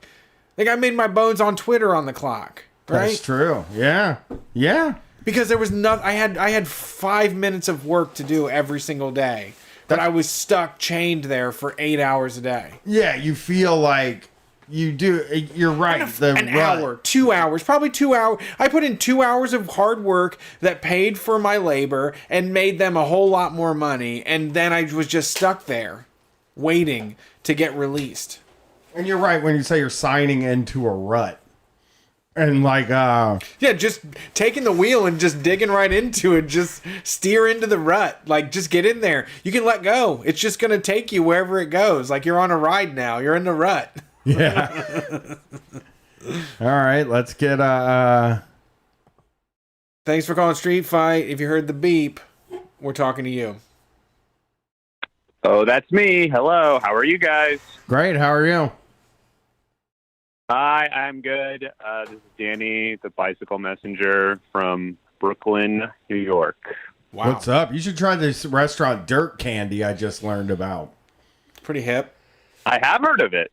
I've seen it on advertisements for the delivery app Caviar that I used to work for, and I had no idea what it was, but it does sound exactly like a New York restaurant. Sounds good. I'm going to tell you. So what's going on tonight? Not much. I just got done delivering. I'm really glad that person, or wait, was it you guys who brought, I mean, I have my short-term memory so terrible, but like about reading on the job. I think in 2013, when I worked at a bookstore, the Portland State Bookstore in Portland, Oregon, I read at least 4 Game of Thrones novels. Wow. Like on the job. Yeah. That's incredible. Well, the problem is that my job was like a morning to sort of like mid-afternoon job, and at a college bookstore, there's really only 3 periods of the year where it's busy, and that is at the beginnings of each trimester or semester in this case. So those rush weeks would be incredibly busy, but then the rest of the time, it was like we were mostly selling like pencils. Right. And, shit like that. Woo. So the first 3 hours of every day, I would just sit there in a like semi, awake daze and just read. And it was tight because I worked on the second floor, and there were 2 ways to access the second floor of our bookstore. It was by this big staircase that reverberated. So you could always tell somebody was climbing up. And there was an elevator that went up there. But the best part about the elevator was that right before the door opened, you get basically a 2-second beep warning. So the elevator would hit that floor, go beep, and that would give you exactly 3 to 4 seconds to put the book down and look busy. Just drop it. And it rocked. Yeah, that is wonderful. Jesus. And that is like, I don't know, there's like, you want to be challenged, right? You want to go in sometimes and like you feel like you're doing something, but then there's like you're making money and you're just reading books all day. Like what's better than that? What was your go-to move to look busy? Like what was your literally just standing. And like maybe put my hands behind the back. You stand up. I love rest. You do parade rest to show you're ready. Yeah, I look like a beefeater in front of Buckingham Palace, just like sitting there or standing there. But it was sort of this understood thing that like everybody kind of knew that before our bookstore got taken over by a conglomerate that like. You could realistically remove like half of the jobs there. Like my manager was this guy, ironically enough, named Brian, and he sucked. Like he was really bad, but he was also super lazy. Like he would go on these runs essentially with his van where he would supposedly like quote unquote stock up on supplies for the store, and he'd be gone for like 5 hours. Great. He would do these Costco runs, apparently. Oh, so fun. When they're not in a building, dude. Yeah. When they're not in a building. I remember this was the administrative assistant to the owner of my company. But one time, like we had a good working relationship. She was like, Brett, let me take you out to lunch. And we were gone for 2 hours. And I was like sweating. And then she was like, no. They're very used to this. This is just the way it works. This is our, how things get done. Yeah, those guys. It was funny when we got bought out by a bigger college textbook conglomerate, because these people were just sort of like, oh, fuck no, you're gonna do work like the rest of the employees. And that was really funny. But I always I just hyperfixated on the weird things. Like, for whatever reason, like he had a really gross thumb. Like he had a thing where his the fungus had gotten into one of his thumbs. So like his left thumb was fine, but the nail on the right one was like weird. Like he had been in a locker room a lot or something like that. And every time I saw him, I was just sort of like, Brian, you got to fix that, man. It's gross. Like in my head, like I would never say it out loud. And then that was that job. It was just a bunch of that. But like in New York, it's been really weird. Like, the libs are really like hog wild. They did it. We just won World War II. Donald Trump was Adolf Hitler. He was the leader of the Nazis. We just did World War II too. Like, we just won. So we did win. It's really strange. It's really strange. I have mixed feelings about it, because like obviously I think anybody with any kind of logic and reasoning is going to be like, oh yeah, Donald Trump is a massively incompetent person and should have never been allowed to like actually sit in power. But like, I don't know, like the entire day that was yesterday, I was kind of just sort of like, yeah, I think logically, if you really want to play it out to its extreme, you just go, okay, yay, and that's it. Like, that's it. That's the extent of my celebration. Is just, oh boy, that's all. Like almost. Yeah, I sorry. Go ahead. No. That's really just it. It's just being like, all right, he's gone. That's it. I agree. I had the same thing. Like I didn't pay attention to most of this, but as soon as the election happened, CNN was on in our house the whole time, and I just kept looking, and I'm like, just say 270. Just say it so we can go to the next thing. God damn it, just say 270. I want this to be fucking over with. And then you're right. It's just like, yay. The thing, yay, it happened. Yay, that's it. Yeah, I don't feel, like I said, I feel no affinity for Donald Trump. I think he's largely, incompetent. He's also very funny to watch. He does weird, gaudy, out of place things that don't make sense in the 21st century. But like, I've just been seeing some of the pictures of him that people are like taking candidly of him, like in a car. And, it's very interesting because I just did a really big project essentially on my own podcast where I talked about Robert Moses, who was this guy who was basically in charge of New York's infrastructure during the 20th century. Like, he's the guy who basically made the Brooklyn-Queens Expressway and like a large swath of all of the highways in New York. And he was incredibly corrupt, and it's a really long story. It's like a fucking 1,000-page book to go through. Yeah. But the point was that like he was kind of in power for like 30 odd years, was basically untouchable, was in charge of like 5 different mayors, 5 different presidents over the course of his reign. And by the time that he actually fell out of power, which was like in the 1960s, it was weird because he was like this guy without a home.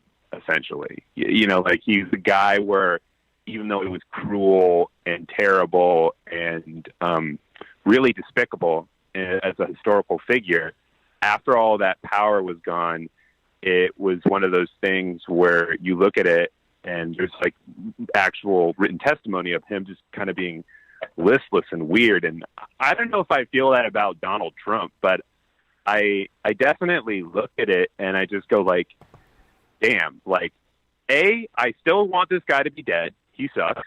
It would be cool if he was dead. Yeah. But also, he's a really pitiable character.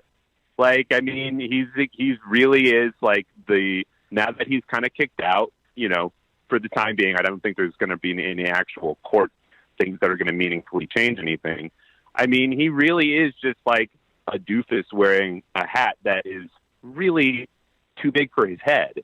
Like, That's true. Like, you know, that hat is fucked.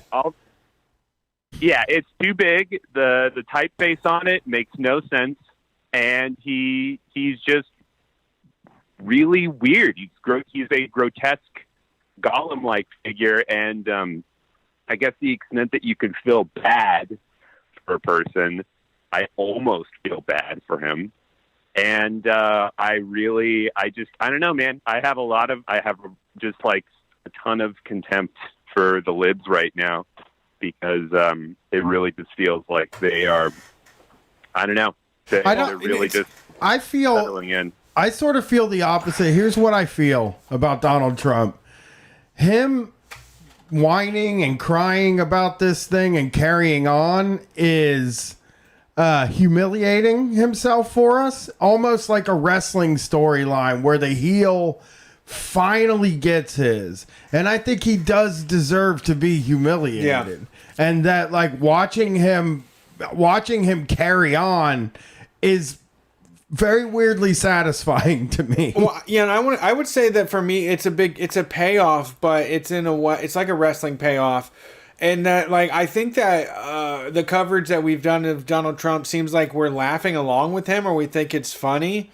But I think what you can't really get along in the nuance of the tone is that, like, you just know the demise that's coming. That's what's funny, because, like, you know, Brian and I, like, for laughs, we'll play board games with our family, and we will talk shit, and we'll say we're the best that's ever played this game, and we'll say that we're never going to lose. And ultimately, with 4 of us playing, there's a 75% chance that we're going to fucking lose at this game. So when it happens, it's a natural course of things. Like, he talked so much shit, like, you knew he was going to have to pay for this, and this is perfect. This reminds me of what happens when you are that fucking arrogant and stupid. Yeah, there's something about watching him carry on and be humiliated that it's gotten me. I'm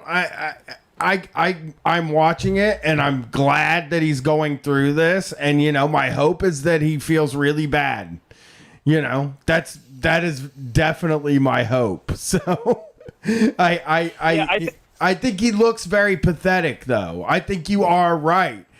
Like that he looks super pathetic right now, which I really like. Yeah, no, I think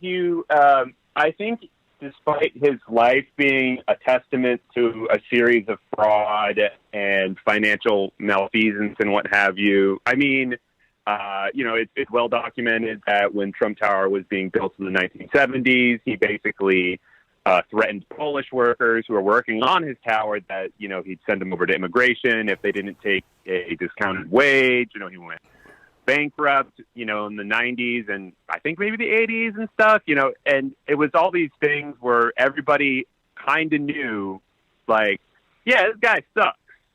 He sucks. And then every time it happened to him, he'd be like, no, I don't suck. You know, I don't suck, actually. And he couldn't really hold on to it. But, yeah, him actually losing the presidency, the finality of it, you know, for better or worse, the American presidency holds a pageantry to it that if you are a one-term president, it's, you know, it truly haunts you. I mean, Jimmy Carter has been atoning for it since 1978. That's the other thing. So, it's like Trump does. I think the last thing Trump wants to be is a loser, and he's a loser. He didn't win his second term and get to go out on his term. And he went out losing. He had it, though. He had it. Like, everything was set for him to make it. COVID was the only thing that fucked it up. We saw the votes. He would have had it. Do you know what else they said in that article that made it feel...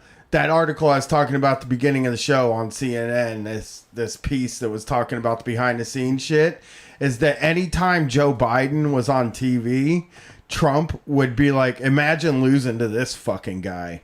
Oh, like, no. He fucking thought it was in the bag. Like, he looked at Joe Biden as a fucking loser too, and he is.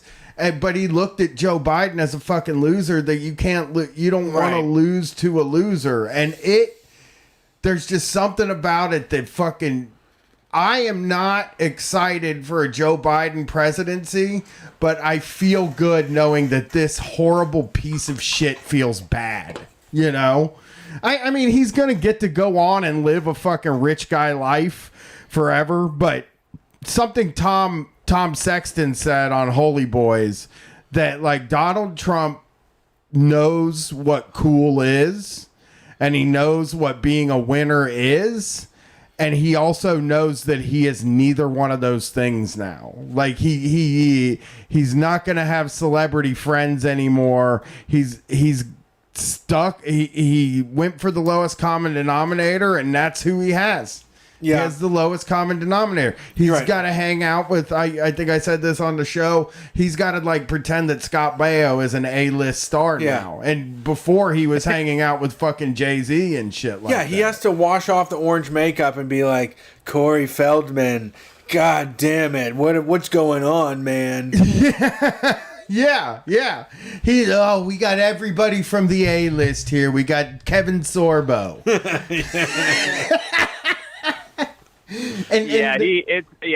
It's fun. I mean, like, and don't get me wrong. It's definitely when he does those things and just embarrasses himself. It's just like, oh yeah, it is this constant reminder where it's like, yeah, this guy fucking sucks. But and he had real power. Here's the thing. He was a guy that when we talk about going after people in power, he had the ultimate real power, and what he chose to do with it was actively fucking evil. And you get the impression that he knew what he was doing was evil and that he just kept doing it. Because when you talk to the people that support him, all the stuff he did was ugly as fuck, and they admitted it, and they said he's just a guy that'll do it, you know? Yeah. And it's like, but go ahead. I think the one thing that will rehab him, if he goes on Dancing with the Stars, he's back in. Nope. He's all the way back in. Yeah. It would be incredible for the American Republic, I think, for an ex-president to be on like Dancing with the Stars. But here's the fucking thing. He's a first. He does things. I mean, even just the idea that like he could run in 2024 now, too, is just, to me, we're in fucking uncharted territory. Who fucking knows with this guy? And I'm here to tell you, he has a chance of winning if he runs in 2024. Like, there's just he just, by the time Biden's done with us, it feels like we're gonna be contending with, like, I said this in a chat earlier today, and maybe this is a little bleak, but we're gonna have to deal with the Trump family for the rest of our lives, like the Bush family and the Clinton family. Now the Trump family's there. They're in, unless they get drummed out of that status. But yeah, the Trump family will be around. We are going to have to probably see a Donald Trump Jr. Presidential election or senatorial race or something like that. So yeah, it's going to be a weird one for sure. Final thoughts I just wanted to put out there. The wind sucks. All right. I hate wind too. I'm with you. Ooh. Let nobody tell you that the wind is good. As a cyclist, as a person who lives in New York, the wind, my God. I've never hated anything like I hate wind. I hate the wind too. When you're on a bike, it's the worst. The wind was so bad one time. We were going downhill and getting pushed back up it, and it made me so mad. Yeah, because like when you're on a bike, the one break you get is a hill. Yeah, you don't I mean, you do understand, but it is so infuriating to be riding down the Williamsburg Bridge and slowing down. Yes. Like, why is this happening? It sucks. And then, whoever said a hot dog isn't made of animal parts, you have to talk to, because that's wild. Brett's wild. Thank you. Your wife too. Yeah, my wife's crazy though. She cheats at games. Like, guess crazy. what? My wife's crazy too. You wouldn't believe it. Yeah, my wife cheats at games though. Like, yeah, no, your wife wants to win the most. Loophole. We played a game last night, and she tried to cheat in probably 6 or 7 different ways, and it was just because she wants to win more than anybody else. She has killer spirit. More than anyone I've ever met, she wants to win the most. Yeah, she's always trying to find some loophole in the fucking game.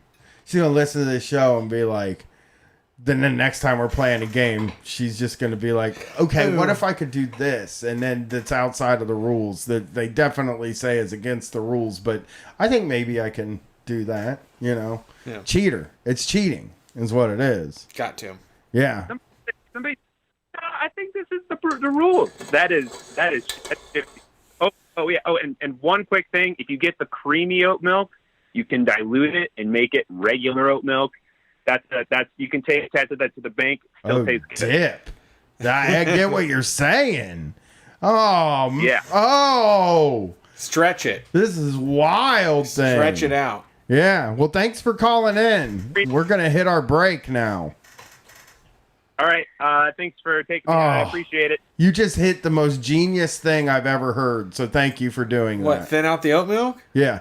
I thought Never thought of that. What about buying whole milk and adding water to make skim milk? Never thought of it. Never even would have considered That was it. commonplace. You gotta make it go a little farther. 1 gallon ain't enough to feed these kids. You need to get 2 out of it. Yeah.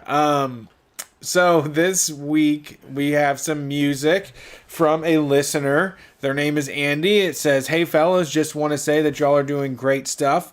Look forward to the episodes every week. I've been meaning to call in, but I'm usually at Food Not Bombs every Sunday night." Oh, look at you. Well, things are fine down here in the ground while you're up on your pedestal. Anyways, I think I'd like to share my band/solo noise rock project, Coptimist. Okay. Coptimist is the name. Songs about shitheads, cops, and those that can't speak for themselves. So you can find them at coptimist.bandcamp.com. COPTIMN. No, wait, hold on one more time. COPTIMIST.bandcamp.com. Coptimist is here on Street Fight. If you have music you want to send in, streetfightradio@gmail.com. Head to streetfightradio.com. There's also another email there. So let us know what you got. We'll be back. We're taking a break. If you're on the queue, if you're on the phones right now, we'll get to you. There's enough people that we can do it. So we'll be back. Peace. I think there's only 6. To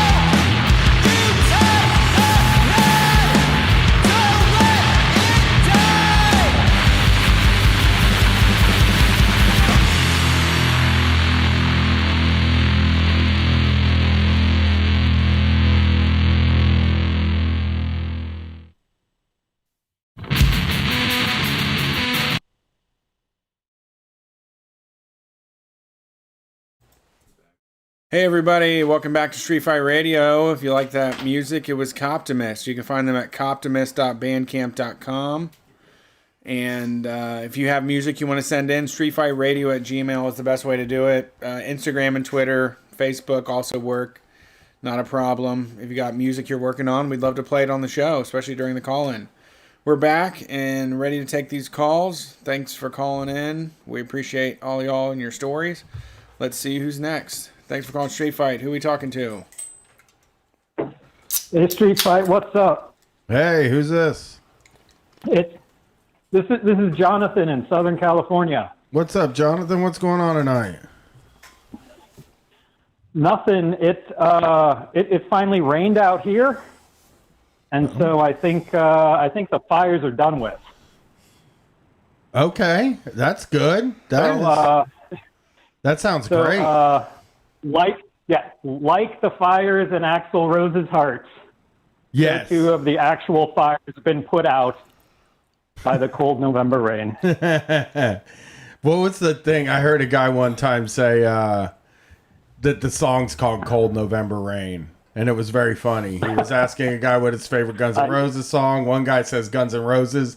The other one says, I got one that's a little off the beaten path, Cold November Rain. And it made me laugh so hard. It was an incredible exchange between two people who like Guns N' Roses, but like only the most very popular songs. And anyway, I was calling to tell a story that I don't really know who else to tell it to. Except you guys might be interested because it's about Dayton, Ohio. Okay. Oh, yeah, what's going on in Dayton? So I don't know. This isn't really like a secret in any sense. You can read all about this stuff if you Google it. But as it turns out, there was a secret in my family that was also a secret about Dayton, Ohio. Okay. And the way the story goes is that I'm a scientist, and the reason that I became a scientist is because my grandfather was too. And so he would always, talk to me. I was kind of like the only person in the family that he would talk to about science, because everyone else was interested in business or the arts or whatever. There were no other scientists in the family. And so it's a family secret, not because people made a deliberate decision not to talk about it, but because there was just no reason why anybody would have. Okay. Because it's a very kind of specialized piece of history. And so it happens in Dayton, Ohio. There used to be a recreational facility in Dayton, Ohio. And it was called the Runnymede Playhouse because it was near a road called Runnymede. And this is a story that takes place back during World War II. Okay. So it's going to involve some war shit. So if anybody doesn't want to hear about that, maybe this is your content warning. But so one day during the war, the people went down. The people of Dayton went down to their recreational facility, and they found that sometime overnight, high fence had been put up around it. Okay. It was now lit by floodlights 24 hours a day and guarded at all times by armed soldiers. All right. Yeah. Okay. And so the recreational facility, the Playhouse, had been appropriated by the U.S. Army. Okay. And so this was a recreational facility. It had tennis courts. It had a swimming pool. And they just built walls around all of it and completely enclosed the entire space. Oh, okay. This sounds like a UFO to me, but... So, right. So there's something secret going on in there, and the people are like, they go up there and they're like, why can't we use our pool? And the Army told them, well, we're developing and producing training films for the Army in here. It's all super secret. We can't let you in. Sorry, but you're going to have to fuck off now. It seems like a weird thing, a weird place to like choose to do your secret Army stuff, a place that people go to every day. It is. It's like not a secret, if it's this huge arms facility that just springs up overnight in the middle of town. And so if you were to go in there, the swimming pool would still be there. But the swimming pool was now enclosed. There was a cover on the top of it. And the cover was distinctive for the reason that the cover was clad entirely in lead. Oh. Inside of the pool. Okay. Inside of the pool was a bunch of bismuth. Every day they were bringing more bismuth. Pink bismuth, I know that. The Runnymede Playhouse.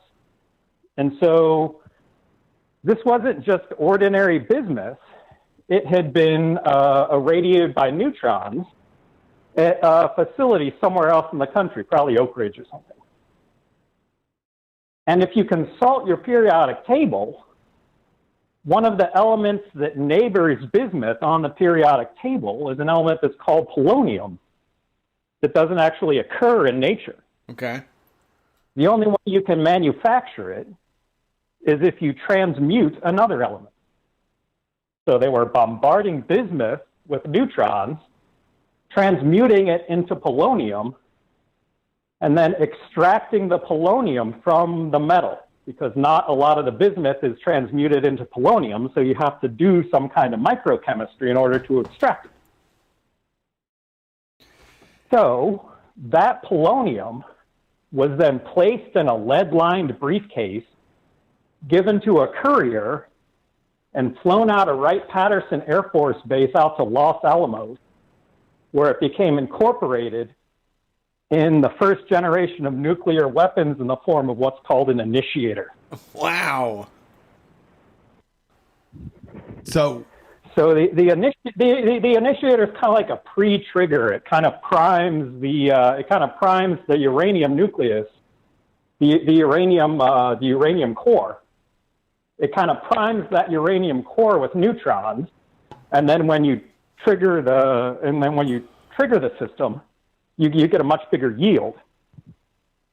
It makes the device more effective. Right. Okay. And because polonium decays so rapidly, you can't just make one batch and then keep it around forever. It'll decay away. So they had to set up a factory to produce it in quantity constantly, because they didn't know when the bomb was going to be ready or if they were even going to use it. Oh, so you always had to have... So the Dayton swimming pool had to have a fresh batch of polonium ready to go whenever they wanted to fire that missile? There was a polonium factory running in the middle of Dayton during World War II. and my grandfather works there. Okay. And this is why I know all about this. I mean that he had been working there. Yeah. I mean, polonium, is that explosive? Polonium? Oh, the chat has said a bunch of horrible things polonium will do to you. Oh, cool. Yes. So polonium is actually a favored poison. Yep. Used by Vladimir Putin. I remember that. And it turns out they put it in the sushi. There was a spy at Oak Ridge Laboratory who probably spent a lot of time at the Dayton Project, who took the secret of polonium manufacture back to the Soviet Union. And this spy was actually given a posthumous medal by Vladimir Putin for bringing polonium to the Soviet Union. The guy that did it in Dayton?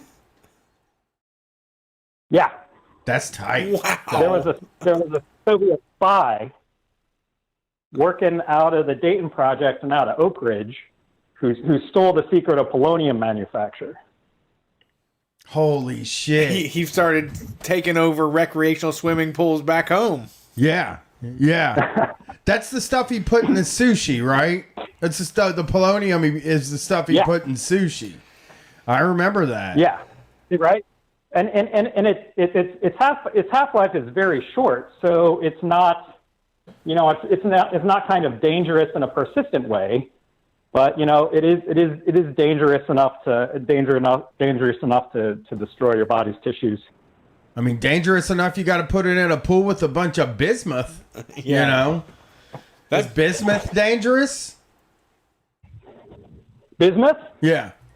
No, bismuth is kind of a useless metal. It's the only reason why people really have it. Say again? It's pink. It's Pepto-Bismol, right? Right. It's a component in that, but it's not particularly strong. It's not particularly conductive. It doesn't have great optical properties, so it's kind of mostly useless.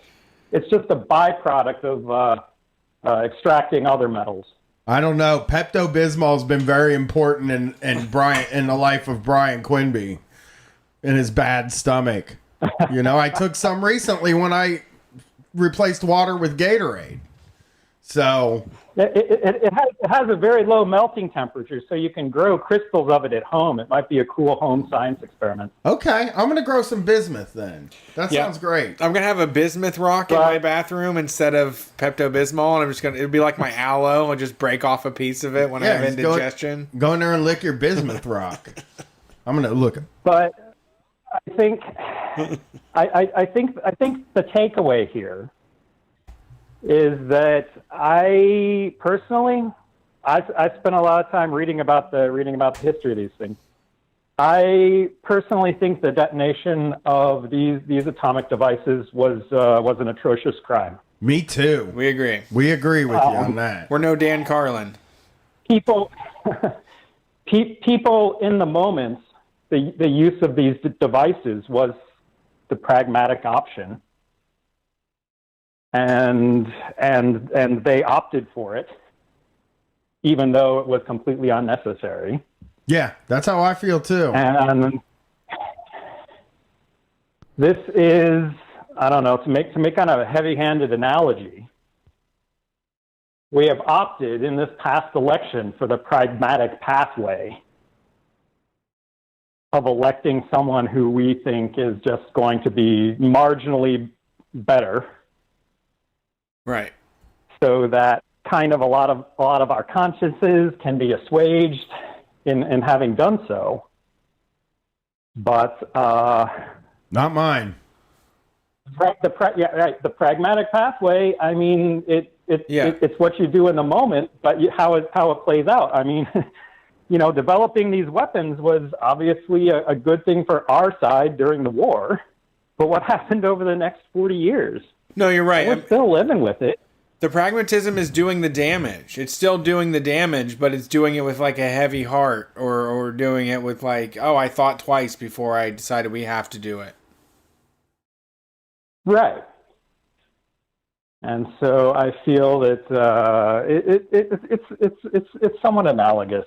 Yeah, to the situation we find ourselves in. I'll be straight. We just elected someone to be our president who's a war criminal. Yeah. This man has done more than any other Democrat to start the Iraq War.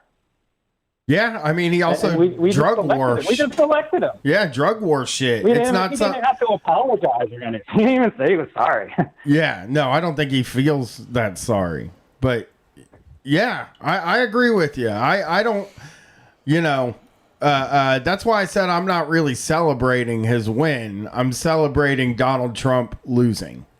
It feels good for him to have lost. Yeah.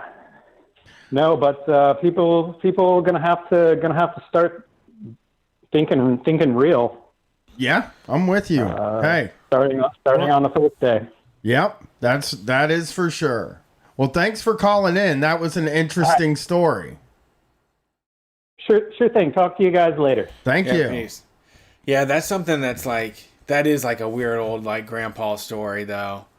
Where it's just like, I had on my BVDs, and one day they were like, we need people down here at the recreation center to do something real important. So I signed up to serve my country. Can you fucking believe they chose the recreation center, though? That's the part that gets me weirded out. Is like, you could have picked fucking any other place. Dayton is surrounded by farmland where you can get away with murder. You can do whatever you want out if you choose anywhere outside of Dayton. In between Dayton and Columbus, there's an hour of driving that, like, it's open land. It's free for all. Yeah, not a lot of stuff there. That is true. That's definitely true. It's just you could make a pool. You could make your own pool for bismuth manufacturing. Yeah. Well, Dayton also has the Wright-Patterson Air Force. Yeah, you're right. You're right. I guess with the with the half-life or whatever, you have to be able to fly it out of there. Columbus and Ohio in general has a real big connection. We always feel like we're the center of the universe because there's some defense supply center that's here, and then the Wright-Patterson Air Force Base. We do. After 9/11, everybody thought that the Air Force Base in Dayton was going to get 9/11. We do love to be. The DSCC is something we really love. We truly love having here. We can be like, oh, a 9/11 could happen at that place. It's do you think Osama bin Laden fucking knows that place exists? Right. It's just an office building. Yeah. All right. Thanks for calling Street Fight. Who are we talking to tonight? Yeah, what's up, guys? Howdy. In Philly. What's up? How's it going? Showing up. Philly's showing up, man. Y'all are the champions of the world right now. Yeah, it feels good. It's a powerful city. First, I just gotta say, definitely on the same page about the wind. It's always been a pet peeve of mine. Hate it. Just on the bike. If you're carrying I'm a painter. In kind of senior year, like junior year of art school, kind of the main thing is just like everyone's just into making as big a painting as they can, and it just is killer. Yeah, I hate it. Has like a truck or anything. You watch a YouTube video on how to put a tent together, and then you go to lay it out, and all of a sudden the wind just has it thrown into the nearest tree. Yep. Always hated it when I was growing up too. Always hated wind. So yeah, I'm with you. I am with you. So what's going on tonight? Oh, not much. I mean, you guys tired of electoral talk? I mean, I've got just we figured workplace story I could stay and said. Well, we figured people were going to call about it, but it's up to you. You tell the story you want to tell. I might actually keep this one holstered for later. It's more just kind of a roast of kind of Democratic Party just through analogies to movie scenes and stuff. Oh, okay. But, I'm sure we'll get plenty of time for that over the next 4 years. So just got a story of a poorly run pizza place I worked at once. Oh, that's my favorite kind of poorly run place, to tell you the truth. Those are the ones that are the wildest. I think it gets better.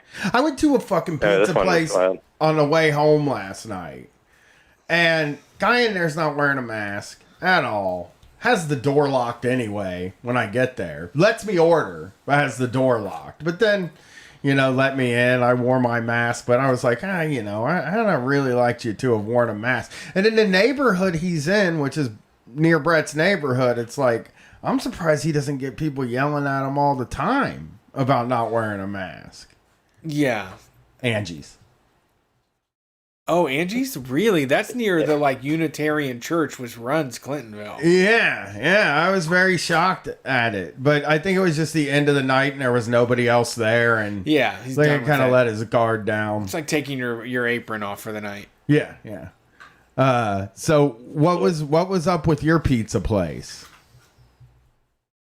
Just as a little background, this was just I got fed up with the last job, and I just quit after lining up enough 1 day a week, kind of gig stuff from friends, and this was one where I think it was I was one of the first people to work in it. I just responded to the Craigslist ad from when they were staffing for the first time, and I'd worked in other pizza places, and I got a shift lead job or whatever. You could manage another place, but it just right off the bat, it was kind of stringing me along with saying yeah, we're gonna give you like $3 less than what you were asking for, but tips and that'll make up for it. And I would kind of argue that, but it was one of like 5 places I was working like that month, so that turned out to be like definitely kind of an exaggeration, because it was in like indoor kind of food court places, like maybe if you've been to Reading Terminal or something.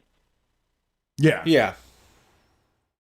Yeah, it was one of those, but just near a business park. So pretty much the only business all day I got was at lunch, and that was never more than a trickle. I'd never been in that place before, but yeah, this was not much business, but very overstaffed. They always had maybe like 5 people working, despite being kind of a very small like stall where like maybe 3 could fit. Yeah. So, I guess, I don't know if they had no idea like how many people they would need, but it was an overestimate. Was there ever a time where they would have needed that many people? No, just I don't think even the space could accommodate that many people, like 3 at the most. It was like brutal. It was brutal in the way where, like, the kind of job where you just don't have anything to do, but you kind of feel the need to look busy because like the boss is always around. Yeah. And it was just like the worst kind of extreme of that I've ever had, because it was so not busy. But I think the reason they thought they needed that many people was they had some idea about like just splitting up the process and making pizza into like one person like stretching the dough and then passing it to someone else to put the sauce on, and then a different person like puts on the cheese, and it just, I don't know, it was crazy. I can't even picture like how it would actually work. No, there's a lot of that. I mean, the Blaze pizzas, there's those fast-fired pizzas, that became a very common thing. And it is kind of like, I mean, I'm here talking to you. Why don't you just make the damn thing? Why don't we just walk down the line and you make the pizza with me, Yeah. Do we need a dough expert? Yeah, definitely. See, I like that kind of treatment. I like a little... Hey, I'm going to pass it off to Jacob here. They're going to take care of the tops for you. Yeah, your pepperoni. We have a pepperoni specialist here. Yeah. They got the pepperoni specialist. They got the cheese specialist. It's nice. Hi. I'm Meredith. What kind of toppings do you want? You want pesto? Do you want arugula? We have olive oil drizzle. Yeah. Like, wow, you're really a fanatic about toppings. Yeah, you don't need about that after bakes. But I'll tell you what, that pizza's some of my favorite pizza. That fast fired shit? The fast fired shit. Yeah, I just love it. I can't get enough of it. And pizza in DC. Well, I go in and do... Where do you go? Blaze. You go to Blaze? I don't go in there. Are you on the app? I'm a Blaze guy. I mystery shopped them like crazy. And it was a pretty good deal because you would mystery shop them and you would earn flames the whole time. And you'd get free pizzas so that you could go in there by your own. What are flames? That's their rewards program. Shit. I don't get those. I don't have flames. Wow. But I'm a fan of the pizza. But one person can make it. How long did this place stay in business? I don't know. I checked back. This was shortly before moving to Philly. This was in Baltimore. But I've looked lately. On Google, it looks like they're still up. Just, the first result that comes up, like make an order now kind of thing. But I was surprised. I didn't think it would be that long because... even like what you guys were talking about, it sounds like good pizza. I could see how it would be good, but what was like kind of bizarre about it was I don't know, no diss if there's a good New Haven style. I hadn't heard of that or had that anywhere else but here. But what was it? Don't they call it a pizza? It's pizza with an A in front of it. Oh man, I haven't even heard that. This is like foreign to me. Okay. Only this place really, because like most other pizza places and everything, like the dough recipes, just like put everything in the mixer and mix so it like comes together, then like cut it up. But this recipe called for like kneading it like 20 minutes more after that, which was like insane because just every time I eat a slice, I physically can eat more than one slice because, like, my jaw, you know, when, like, your mandible becomes, like, so, like, tired by, like, Sore. the chewing of it, you get, like, an ache. It's like it's going to come unhinged. Yeah. Starts clicking. Yeah. Yeah. Yeah, it's like real wear and tear, you know, just like even getting one slice a day just as, like, your lunch is, like, I can do more than that, you know. I'm I barely doing finish the lunch. Damn, I got to try this That New Haven and, style pizza. Oh, it's so good. I used to get it in DC a lot. Oh, I've never heard of it. Is it tough? Yeah, it's more like a hardtack pizza. it's more like it's you know, it's a challenge. Yeah. Well, yeah, another thing about this was that, like, he insisted that like the dough be like 3 days old, but, like, not more or less. And you know, they overestimate how much dough they would need, kind of the same way they overestimate the amount of employees. So, like, we just made this insane amount of dough that could be, like, you know, 3 days old, but then get, like, 4 days old, like, unused, and they just, like, throw it away. But then, like, on just the rare times where they did actually use more than they had, like, they couldn't use, like, the 2 day, like, dough because it wasn't there yet, so they had to tell people they were just out. Oh my God, that is, I mean, that you're getting in the way of making money when you do that. Like, who's gonna know? It was stressful. Really, I get the impression that it was just, like, one guy who considered himself to be, like, a really good, like, pizza artist or something, yes. and, like, his friend who maybe had the startup money, but, like, no one who had kind of the actual, you know, no, like, Gordon Ramsay's or anything. He worked himself into this thing where it's like, if I make the best pizza possible, I will have the next big chain. I'll be the next Pizza Hut.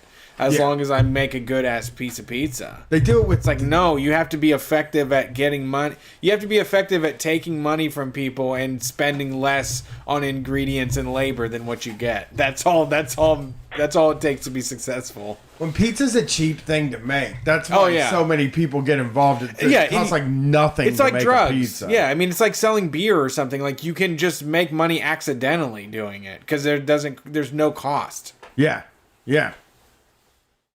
Well, yeah, most places. Yeah, well, thanks for calling in. That is a very poorly run business, I will say. Yeah, that sounds... Yeah. That sucks, though. I mean, it's like you just work yourself up into a shoot where you're like, we got this great location, we're in this stand, there's going to be so many business people coming in, we're going to need 5 people making pizzas. It's going to be that popular. It is cool to think about how the grandiose ideas that they had going into it. Like, you know, maybe we should hire 7, 8 people, you know? Yeah, we're going to need a lot. Yeah, it's just like they didn't even, like, spend one, like, day just sitting there and seeing how busy it got, just, like, assuming it was like, wow, look at this place. Should we buy a vault for all of the money? We need a vault. Let's quick. Let's get the vault for the money. You're, like, standing there and half of the small space is a vault. And there's like $47 in it. Like, so, is that like you converted an old bank vault into a pizza oven? Like, no. They just think that's where they're going to keep their money. We're just going to make so much fucking money. I don't think you understand how much money we're going to make. We keep all the money on site. All right. Well, thanks for calling in. Nice. Yeah. Have a good night. Peace. That ambitious ass. It's really funny, especially when it's somebody, because like when you're building a business and you want to bring somebody on, you have to really make sure that you can afford it and that the money is there. And if you've built your business up, it's like, I mean, for us to bring somebody on would be, you know, it would be hard. It would be hard to figure out how to make it worth their while and make sure that, you know, we're not jerking them around and that we can pay them. But when, like, some rich person just rolls up with $200,000 and you're like, I'm going to start a pizza stand, I'm going to hire 5 people for 40 hours a week to make fucking pizzas. Yeah. You know, regardless, I don't know how many pizzas I'm going to sell. No one's ever even bought a pizza from me yet. I just have more money than I ever needed to get this business done. So I'm just going to, you know, imagine I pay them this much. Yeah. It's all fantasy at that point. Yeah. It's not a real thing. You aren't making enough money to hire 5 people. You just wish you hired 5. You just wish you had 5 employees. Probably fucking also hired, like, or probably also, like, bought a house. Yes. And like all kinds of shit they were involved in. Yes. You know? Just, I'm going to make some investments too. I think I can make some investments. Went to the Audi dealership and got a lease. Yeah, absolutely. Thanks for calling Street Fight. Who we talking to tonight? Here, it's you. You just beeped. Sorry. Hello? Ooh, some of them are underwater? We got a helicopter on the line? I've always wanted a helicopter to call. It's Elmo. Elmo? Elmo from Sesame Street. How's everybody doing tonight? We're doing great. How are you, Elmo? Yeah, the #1 local comedy radio show and station across the nation. That's what we do. Yeah, we're... Who are... so this is Elmo. It's Meatwad from Activism. It's me and Elmo. We're sitting here getting a little stoned watching some YouTube videos. Okay. This is older Elmo. See, for a second, I thought you were Chris. It's Meatwad. This is Meatwad from Activism. Is this Jar Jar Binks now? Oh, it's Meatwad from Activism. You know, I sleep on the grill, and me and Master Shake and Fry like you guys don't watch Adult Swim. Yeah, I don't know. All right. Well, I was trying to do Elmo and Meatwad. Didn't go over as well as I. The chat knew. Someone in the chat got it. The chat Yeah, saw they it. knew. That was tough. Yeah, Sesame Street Fight. Shout out to Sesame Street Fight. That's what's up. I loved Meatwad too. I'm sorry. The chat got it. I couldn't get it. I thought you were Chris. All right. So I don't know who that is. I'm not Chris James. No. Yeah, that's who I thought you were. Yeah. No, this is Lucas from Connecticut. So we were just talking about New Haven pizza. How is it? I know a thing or two about New Haven pizza. How is it? Is it good? It's the best, but I mean, I'm kind of a pizza snob. I've lived in Connecticut most of my life, lived in Delaware for a little bit, and in my experience, everything like south of Jersey has been a little rough. You have not been here, and I can tell you it's good. It's the good shit here in Columbus. I mean, everywhere I go, I want to eat the pizza, so I try to eat as much as possible. Yeah, I don't. I say that I don't. I mean, I can't say every pizza can't be the best, and there's so many different styles. I think that north of DC, they maybe take the pizza more seriously. When I lived in Virginia, like no one knew how to make a pizza down there. And south of there, for the most part, they don't know about pizza. But yeah, Ohio definitely has a lot of Italian immigration that happened in the 40s and 50s that led us to be a pizza town, because that's what most of our local places are, is pizza joints. Like every neighborhood has a pizza joint that delivers and takes cash only, and they've done it since 1955. And those are always the best places if, like, the only other options are, like, Domino's and Pizza Hut. I feel so bad for people that, like Little Caesars is the best pizza they can get. Yeah, we've been places. We've been to places where that's all you can get. When we go out of town, it's like, pizza feels like the safest thing to buy, but it can be bad. Yeah, it's not a great pizza landscape for everyone. But so you guys were talking about security work. I did event staff for a little bit, which was like security, except with zero training and no security license whatsoever. They just threw a polo on you? Interesting. Yeah, exactly. You get there like 2 hours before the game or whatever the event is. You get a polo, and they tell you where you're going to stand for the next 6 or 7 hours. You get your ass kicked ever?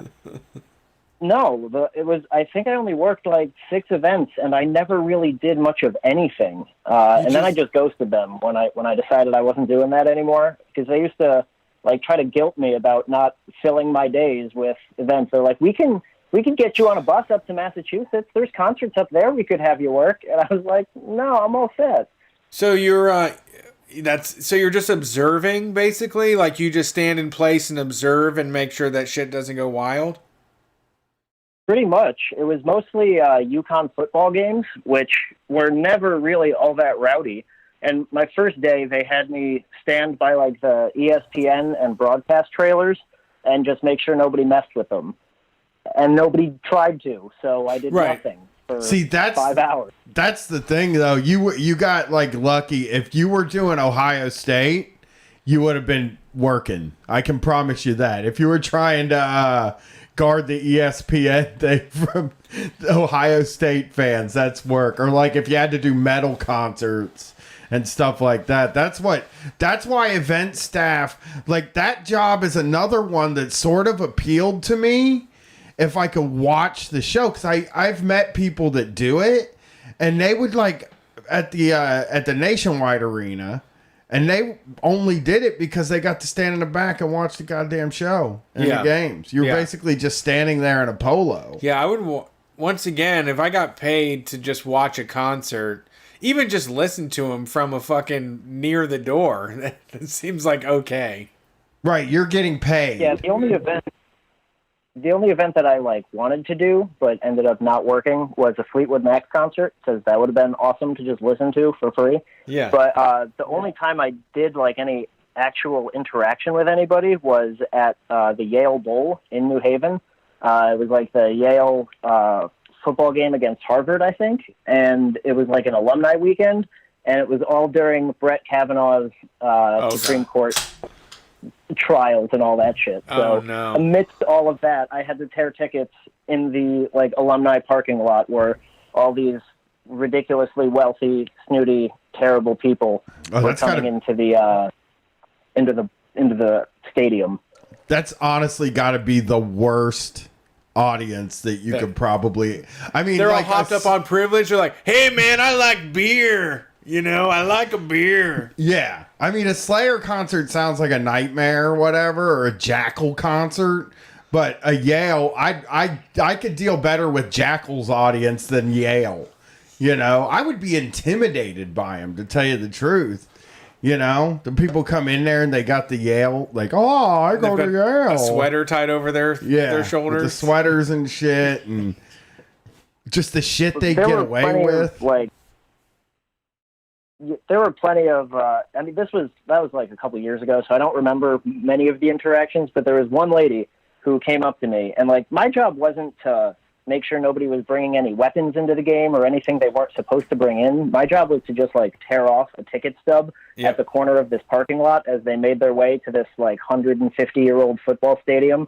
So like, I don't care who gets in. I don't give a shit if you paid to see this football game. Yeah. So they told me to tear off the tickets, and if they didn't have them, to direct them over to the box office. I didn't direct anybody anywhere other than into the tunnel that leads to the stadium. And this one lady comes up to me, and I was like, do you have tickets for the game today? And she was like, we left them on the counter at home. I was like, oh, okay, that's fine. She was like, are you telling me that I have to go all the way back home to get my season tickets that I paid $500 for, or you're not going to let me in? I was like, no, I didn't say that. It's all set. Have a good time. I truly... Who's your boss? And I was like, really? I honestly don't even know. It's just a event staff company. I don't know who my boss is. One of the guys in the blue polos, not the yellow polos. Look for a blue polo. And she was like, is it Bill in the main office? And I was like, it might be. I don't know. And she was like, I'm going to speak. I'm going to speak to Bill about this. So I was like, okay, have a good time. Enjoy the game. I'm not stopping you. And then she stormed off all in a huff, and nothing ever came of it because they don't know who I am. Nobody knows who anybody is there. I honestly, my biggest regret about the job is not going to an event, getting myself in with the yellow polo on, and then just like throwing it away somewhere and just enjoying myself for a free event. Yeah. Yeah, you could have just went and watched the game instead. Yeah, but it's so funny.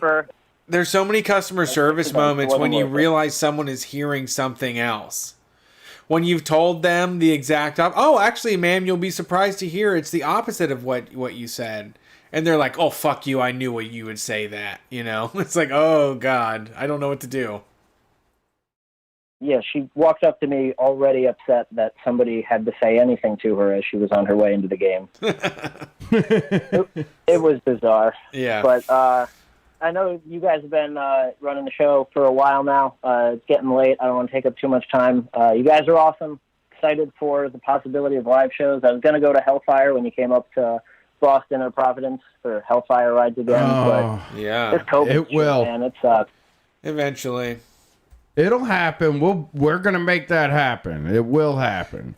Have a good one. Well, Thanks. I've been buying myself presents. I got a long sleeve with some awesome anvils coming in the mail soon, so I got that to look forward to. It's gonna Yeah. keep me warm in these cold months. That order's been Nice. placed. I just had to pay the big ass bill for it, so Hell it's coming. yeah. Oh, and I was supposed to ask, Brian, the collar. Does the B charm like slide back and forth, or did it come saying like B Ryan? It came saying B Ryan. It doesn't move? It Like didn't with a move. space in it? No, it doesn't move. The space is just there. No, there's. I don't actually know where it went. Well- I mean, I put it on every once in a while in JO in the bathroom, but I mean, no, it's somewhere in here in the room. I've got it. There it Let's is. see. We've ordered multiple collars from the website, and if the quality isn't up to par, we It's gotta find a slidey. new collar website. It's Oh, it's slidey. I just slide. changed Okay, it. It says Brian. so It says slide. Brian for sure. All right. Okay, so There's for my everyone that sex was collar. saying it was a B Ryan collar, it now says Brian. It's a Brian Sweet. collar. It All says right, have a good one, fellas. Thank you. Yeah, Thanks for calling. There was also another mystery shop thing. When I used to do mystery shops, I would do them for events. And I always felt terrible because I would have to drive to a stadium like Blue Jackets Arena or, some major sports stadium. And I would have to go and I would check the parking people. And there would be someone in a yellow vest. And I would pull up to a parking garage, and the ticket would come out of the parking garage, and they would pull it out with their right hand, put it into their left hand, and then put it into my hand. Oh.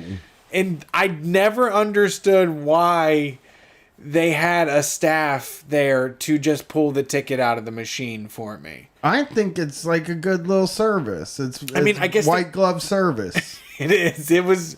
I guess they took the money. I guess because you're not supposed to put the ticket in at the end, so they would take the $20.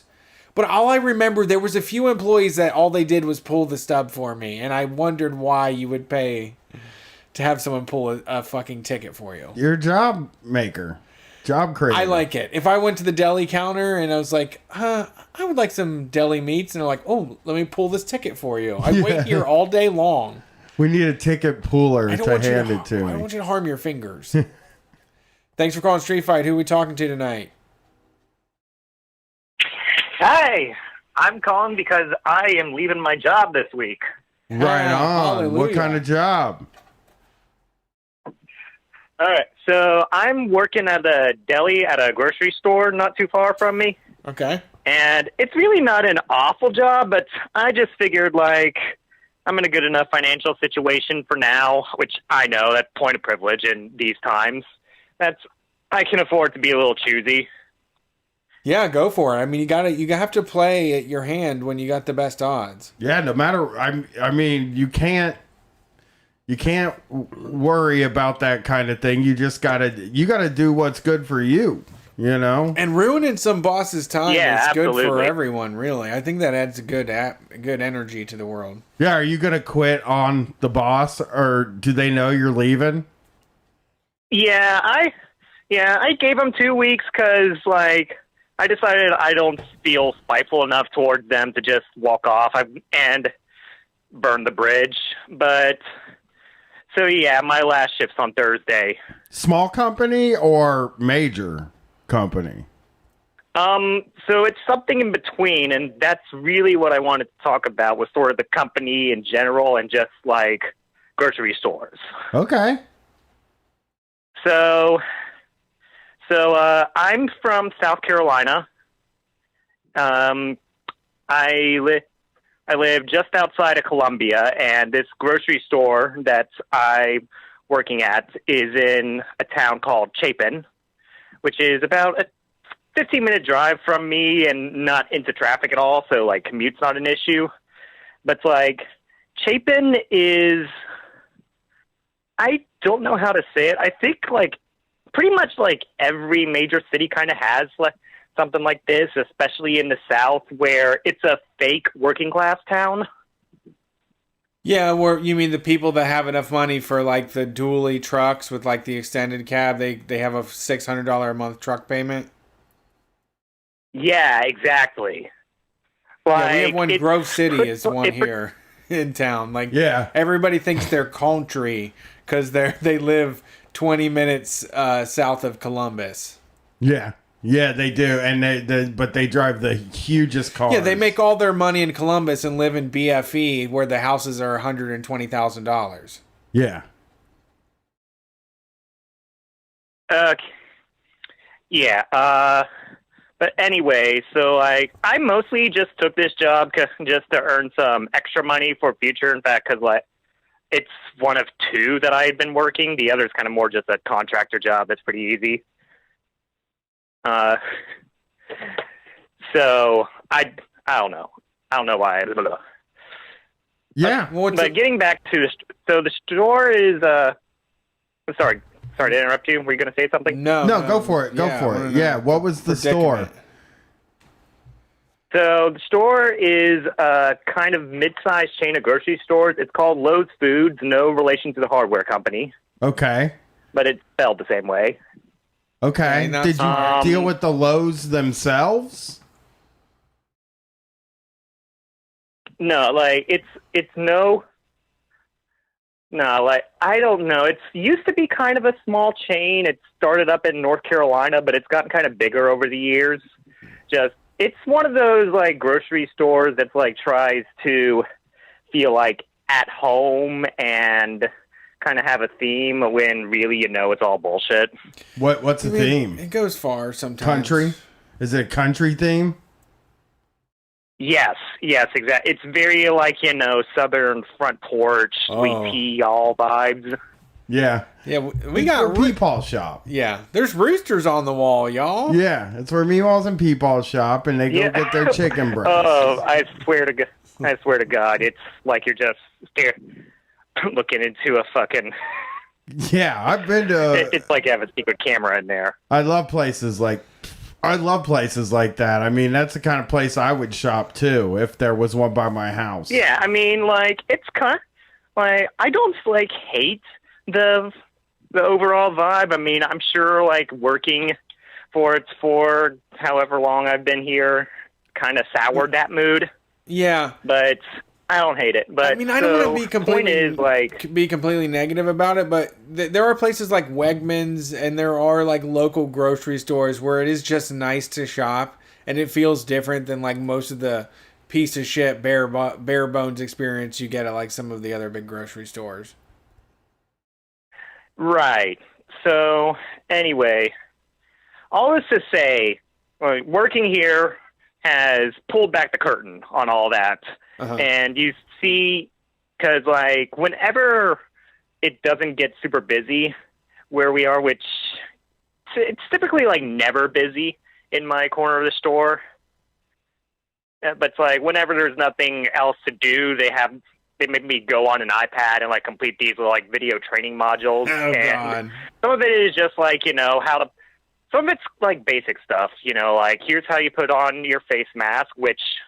Frankly, some folks in management haven't gotten that one. Uh-huh. But what else would you expect from this area? And of course, there's a fair bit of just good old-fashioned employer propaganda there too. Oh, some anti-union stuff? No, they don't even bother with the anti-union stuff because, I guess they don't see it being a threat at all since they're in the South, but just more just anti-individual employee. They're really aggressive about policing employee grazing and providing extra benefits or whatever. Wait, where you were in a deli, were you allowed to get a little bit of gabagool every now and then? You didn't get sued for taking a slice of Turk or something. You get to take a just maybe a spoonful of the potato salad to see if it's good. Mm-hmm. I mean, it's generally I don't know how to explain it. I mean, were you allowed? That sort of trading, I guess, is more market. Would you get in trouble? Yeah, you're. I guess we could be. Would you get in trouble for sampling? I'd say probably not. Like, if I accidentally cut one more piece of turkey and wanted a quick snack, I could probably eat that slice of turkey. I think that stuff is more geared towards the people on the floor, because the training modules would have you believe that's like the lowest level employees all want to steal from the store. Yeah. We do. I mean, I always did, and I was surprised others didn't. Yeah, I mean, most people don't. Right. I don't think most people are do. so good and honest and pure-hearted, and I just can't believe that. I wish they were fighters. Yeah, absolutely. But anyway, all this to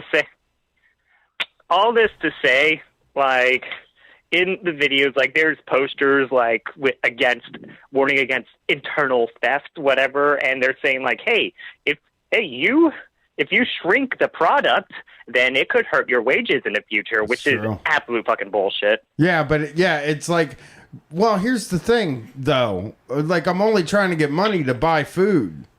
So if I just cut out the middleman and stole the food, that's a pretty good deal for me. Right. You're going to charge me, you're going to split up the cost of this pack of bologna amongst everybody that works here. That's way cheaper than me buying it. Right. I mean, what really gets me is the amount of food that's like, for all the emphasis in one of the trainings I had to do, which was about like making sure all the products on the floor is sold. The amount of food we just straight up throw away, perfectly good in the deli, just is sickening to me. Oh yeah. Yeah, that stuff is really out of hand. It's something we need to have a big fucking adult conversation about. Yeah. And I don't know, it's gotten me to thinking, because, like, you know, I'm not going to bother, like, trying to propose any sort of reform with the management or anything, especially since I'm on my way out. But it's got me kind of to thinking, like, sort of in what grocery stores, what would their replacements look like in a post-capitalist world? Yeah. I have no clue. Yeah, I don't know. I mean, no throwing stuff away. I think, you know, this is maybe unpopular, but it doesn't turn me off, is just, if something isn't in, just fucking dealing with it. Like, I don't think we should demand that stuff be available all the time. We opened up a fucking boar's head ham yesterday, and it got used up before the end of the day. We don't have any fucking left for the rest of the day. Just screw off. Get something else. Yeah. You know? I mean, I think use it all till it's done. I don't think there should be any fucking waste at all. Yeah, the problem is the perishable stuff. Yeah, absolutely. You could, a lot of it, I don't know. I guess you could make less of it if you, like, I don't think that they make the amount of egg salad that they make thinking that they're going to use every last bit of bread too. That bread lasts forever, but if everybody just got bread for free, we wouldn't have to constantly have it on the fucking shelves. Yeah. You know, and they throw it away every single night. They throw away handfuls of fucking bread. Yeah, they do. And eggs. Yeah. Well, good. Yeah, so I'm sorry. Yeah, I was just going to say, good luck with the future and getting out of this Meemaw and Peepaw store. I'm very excited. Yeah, you know, if you're ever, I guess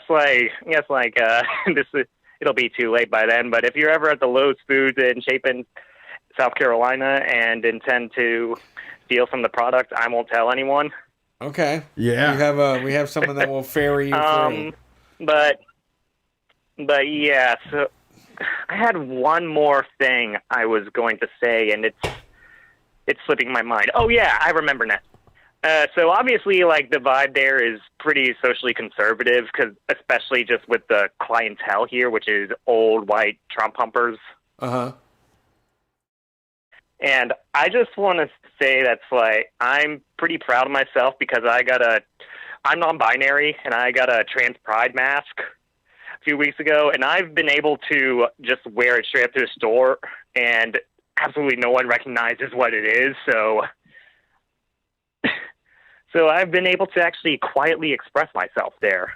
That's nice. Good, yeah. That's good. Yeah, you expose people to what they think is their enemy too. So it's brave of you to do that, actually. I mean, I don't love the fact, because, like, you know, everyone assumes just assumes it goes by the gender that I pass as. So I have to really kind of like get in my head to de-internalize all of the he/hims I'm hearing. Yeah, which I never had the intention of trying to explain to them that there are multiple options for gender beyond just the two.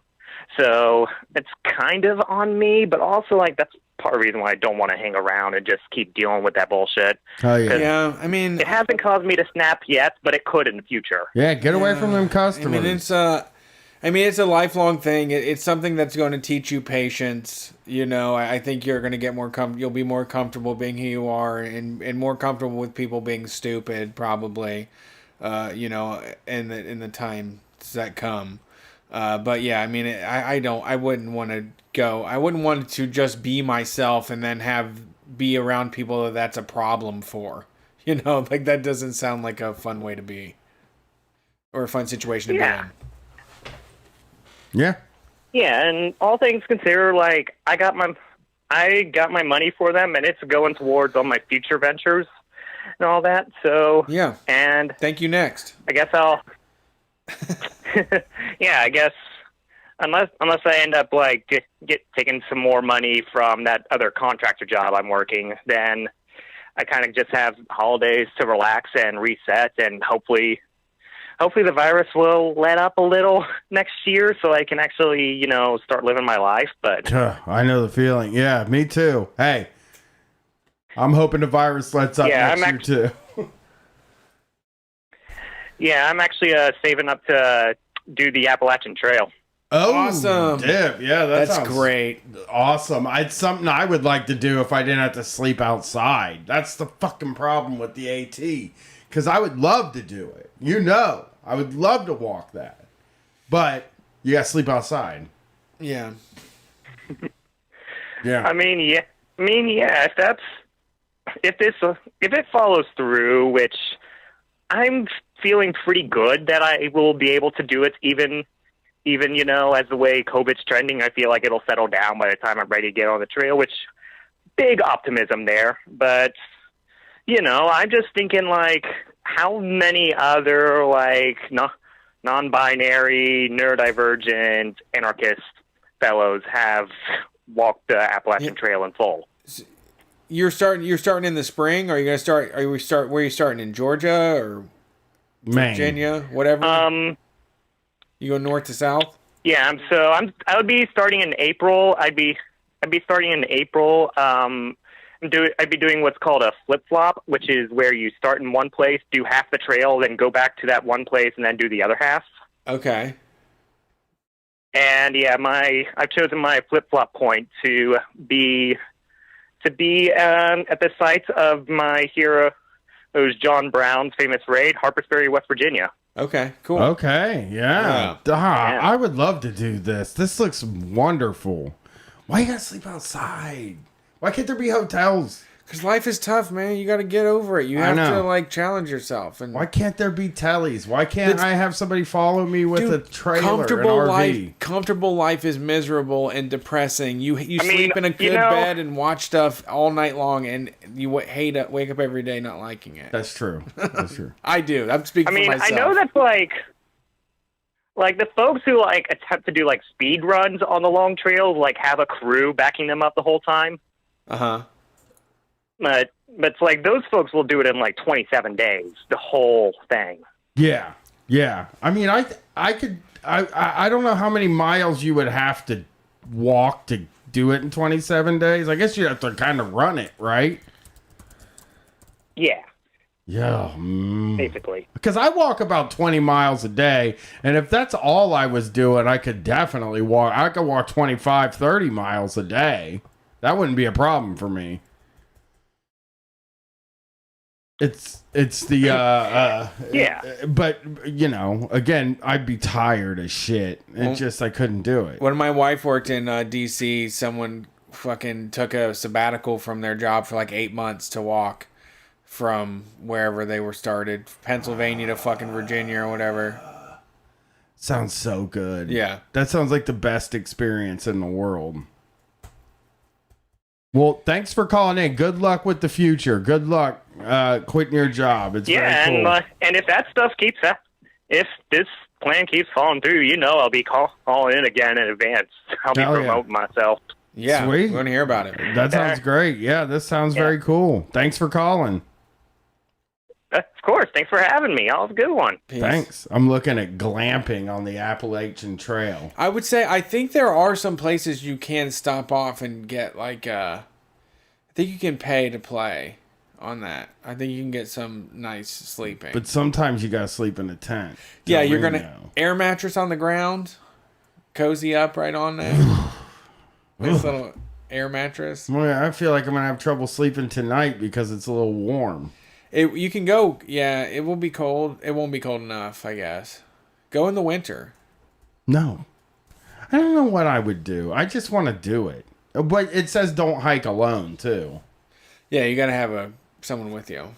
Who's gonna do that? Erica did it. The Appalachian Trail? Yeah, she did a portion of it. How much? Like a week's worth. Damn. Yeah. She like it? She loved it. Oh, okay. She still loves hiking. I hate hiking. She loves it. I love it. Well, this is the last one. They're on the last line. call. Let's get them. What's up? Thanks for calling Street Fight. Who are we talking to tonight? Hey guys, I'm Nathan. I'm from here in Columbus. What's up, Nathan? How you doing?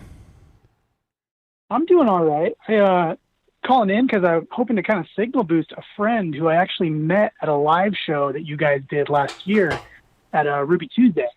Sweet, go for it. That's the sweetest thing you can do. Yeah, my friend Leif, just a super rad individual. He's a classically trained musician, super passionate about leftism and social justice. And this summer on Father's Day, I'm sure you guys know, there were two big protests downtown. There was kind of like a liberal protest that marched from the State House up to Stonewall and dispersed. And then kind of the actual kind of leftists and the real kind of core BLM folks stuck around at the State House, and the police showed up and kind of beat the crap out of a lot of people, including my friend Leif, who they were taking the intersection at High and Broad there, and the cops knocked over this woman next to him, and Leif bends over to pick this lady up and like get her back to safety, and this cop just grabs him and like pulls him into the cop line and like slams him into the ground. And there's video of this that you can see. So Leif got arrested, and then like after getting slammed into the ground the first time, there's more video of him over by a cruiser, and the cop, this guy Nicholas Mason, who has a history of violence with the CPD, threw Leif like back down to the ground again. And so then like through this whole thing now, that was a Sunday, and Leif got stuck in jail for 2 nights. And the kind of the kicker to all this is Leif is trans. So Leif had to fight to not get stuck in solitary the whole time, because the police, they don't understand anything like that. Yeah. So he ended up getting Leif was assigned female at birth, and he ended up getting put in with the women. Who kind of a cool thing is, I guess there was some jailhouse solidarity, and they wanted to put Leif back in solitary, but the women were not down for that. They were like, no, like leave him with us, like. Yeah, it's fine. It's good. So kind of this whole thing happened, and a couple of friends, we kind of organized to, meet him when he got out of jail, help him get his car out of impound, all this stuff. But Leif has been stuck like fighting this court case ever since. Like he had like a pretrial date, and then in like, I believe it was in mid-July-ish, they said, okay, we're like dismissing your charges pending future investigation, which they thought it would be the end of it. But then it like came back up where they're like, no, we want to pursue this bogus, if you look at the video, charge of assaulting this officer who beat the crap out of him. And then, that came back up in August.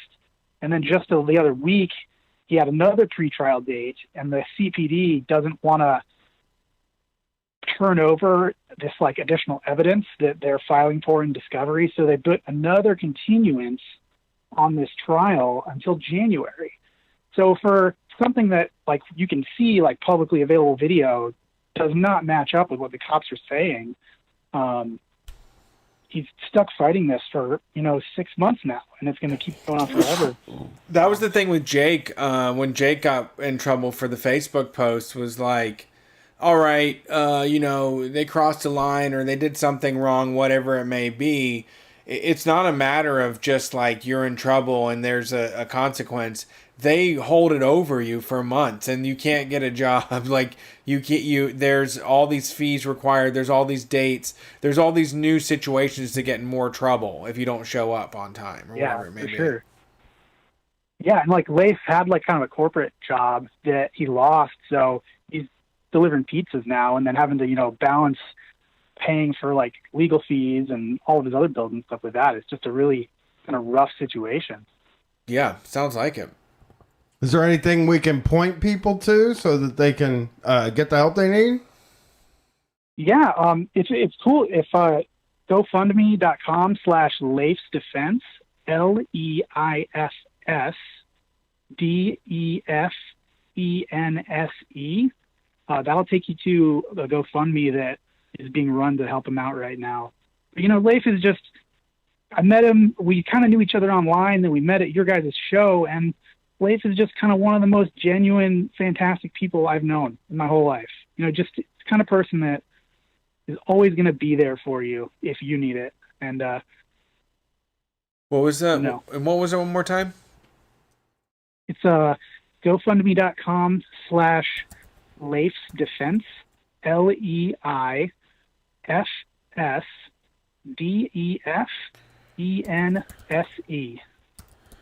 All right, got it. I think somebody might have posted it in the Twitch chat. It looks like. Okay. Yeah, and we'll make sure to share it too. Yeah, I found it. I got it in thank here. You guys. Yeah. Well, thanks for calling. We appreciate it. Absolutely. Yeah, that's something we want to spread the word about and send the support. This is we have the ability to make sure that this isn't a problem for them. I mean, that was a big thing for Jake too. Was that it didn't ruin his life financially. So if we can do the same thing for Leif, I think that will be beneficial. Yeah, it would be fantastic. All right. There's a lot of people in Columbus facing similar charges like that are just being carried out and stuff that happened this summer. Yeah. Yeah, that's crazy.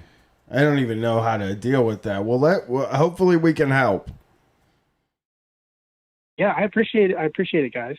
Hey, I know no problem. would appreciate it too. No problem. Thank you for calling. Yeah, thank you guys. Peace. Cool. Well, you guys have a good one. You too. We did it. That's the show.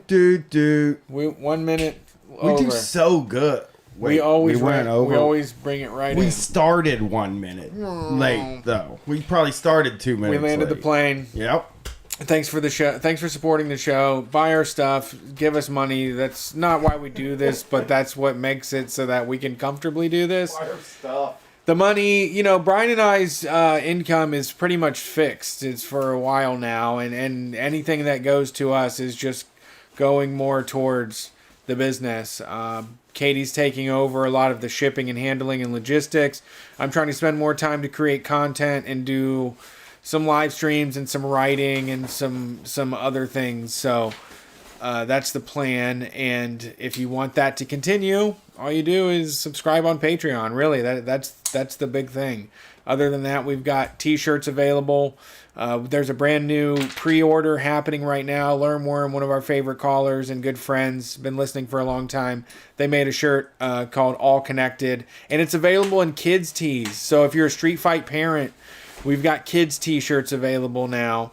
And I'm going to do a family pack thing that will be on the site this week, hopefully Monday or Tuesday. But kids t-shirts now available, streetfightradio.com, store.streetfightradio.com. I put on my wavy shirt and I walked downstairs and my wife was wearing it. It was humiliating. Again? Yeah. Well, no, it was just that This one is the first time? Yeah. Okay, I heard about it from Katie, I guess. It was humiliating to me. And I went right upstairs and she was like, I'll put a hoodie on, I swear. And I was like, all right, cool. This is why I don't wear them. Yeah. Yeah, it's tough. Thanks for listening. We're Street Fight. We'll see you on Wednesday night. The stream is available on Twitch, Facebook, Twitter, and YouTube. Twitch people, please show up. If you normally watch on another channel, Twitch, we need a couple more viewers to get that partnership money. So head to twitch.tv/streetfightradio. Subscribe to the show. You can get extra emojis and all kinds of fun stuff. And we'll see you on Wednesday. Peace.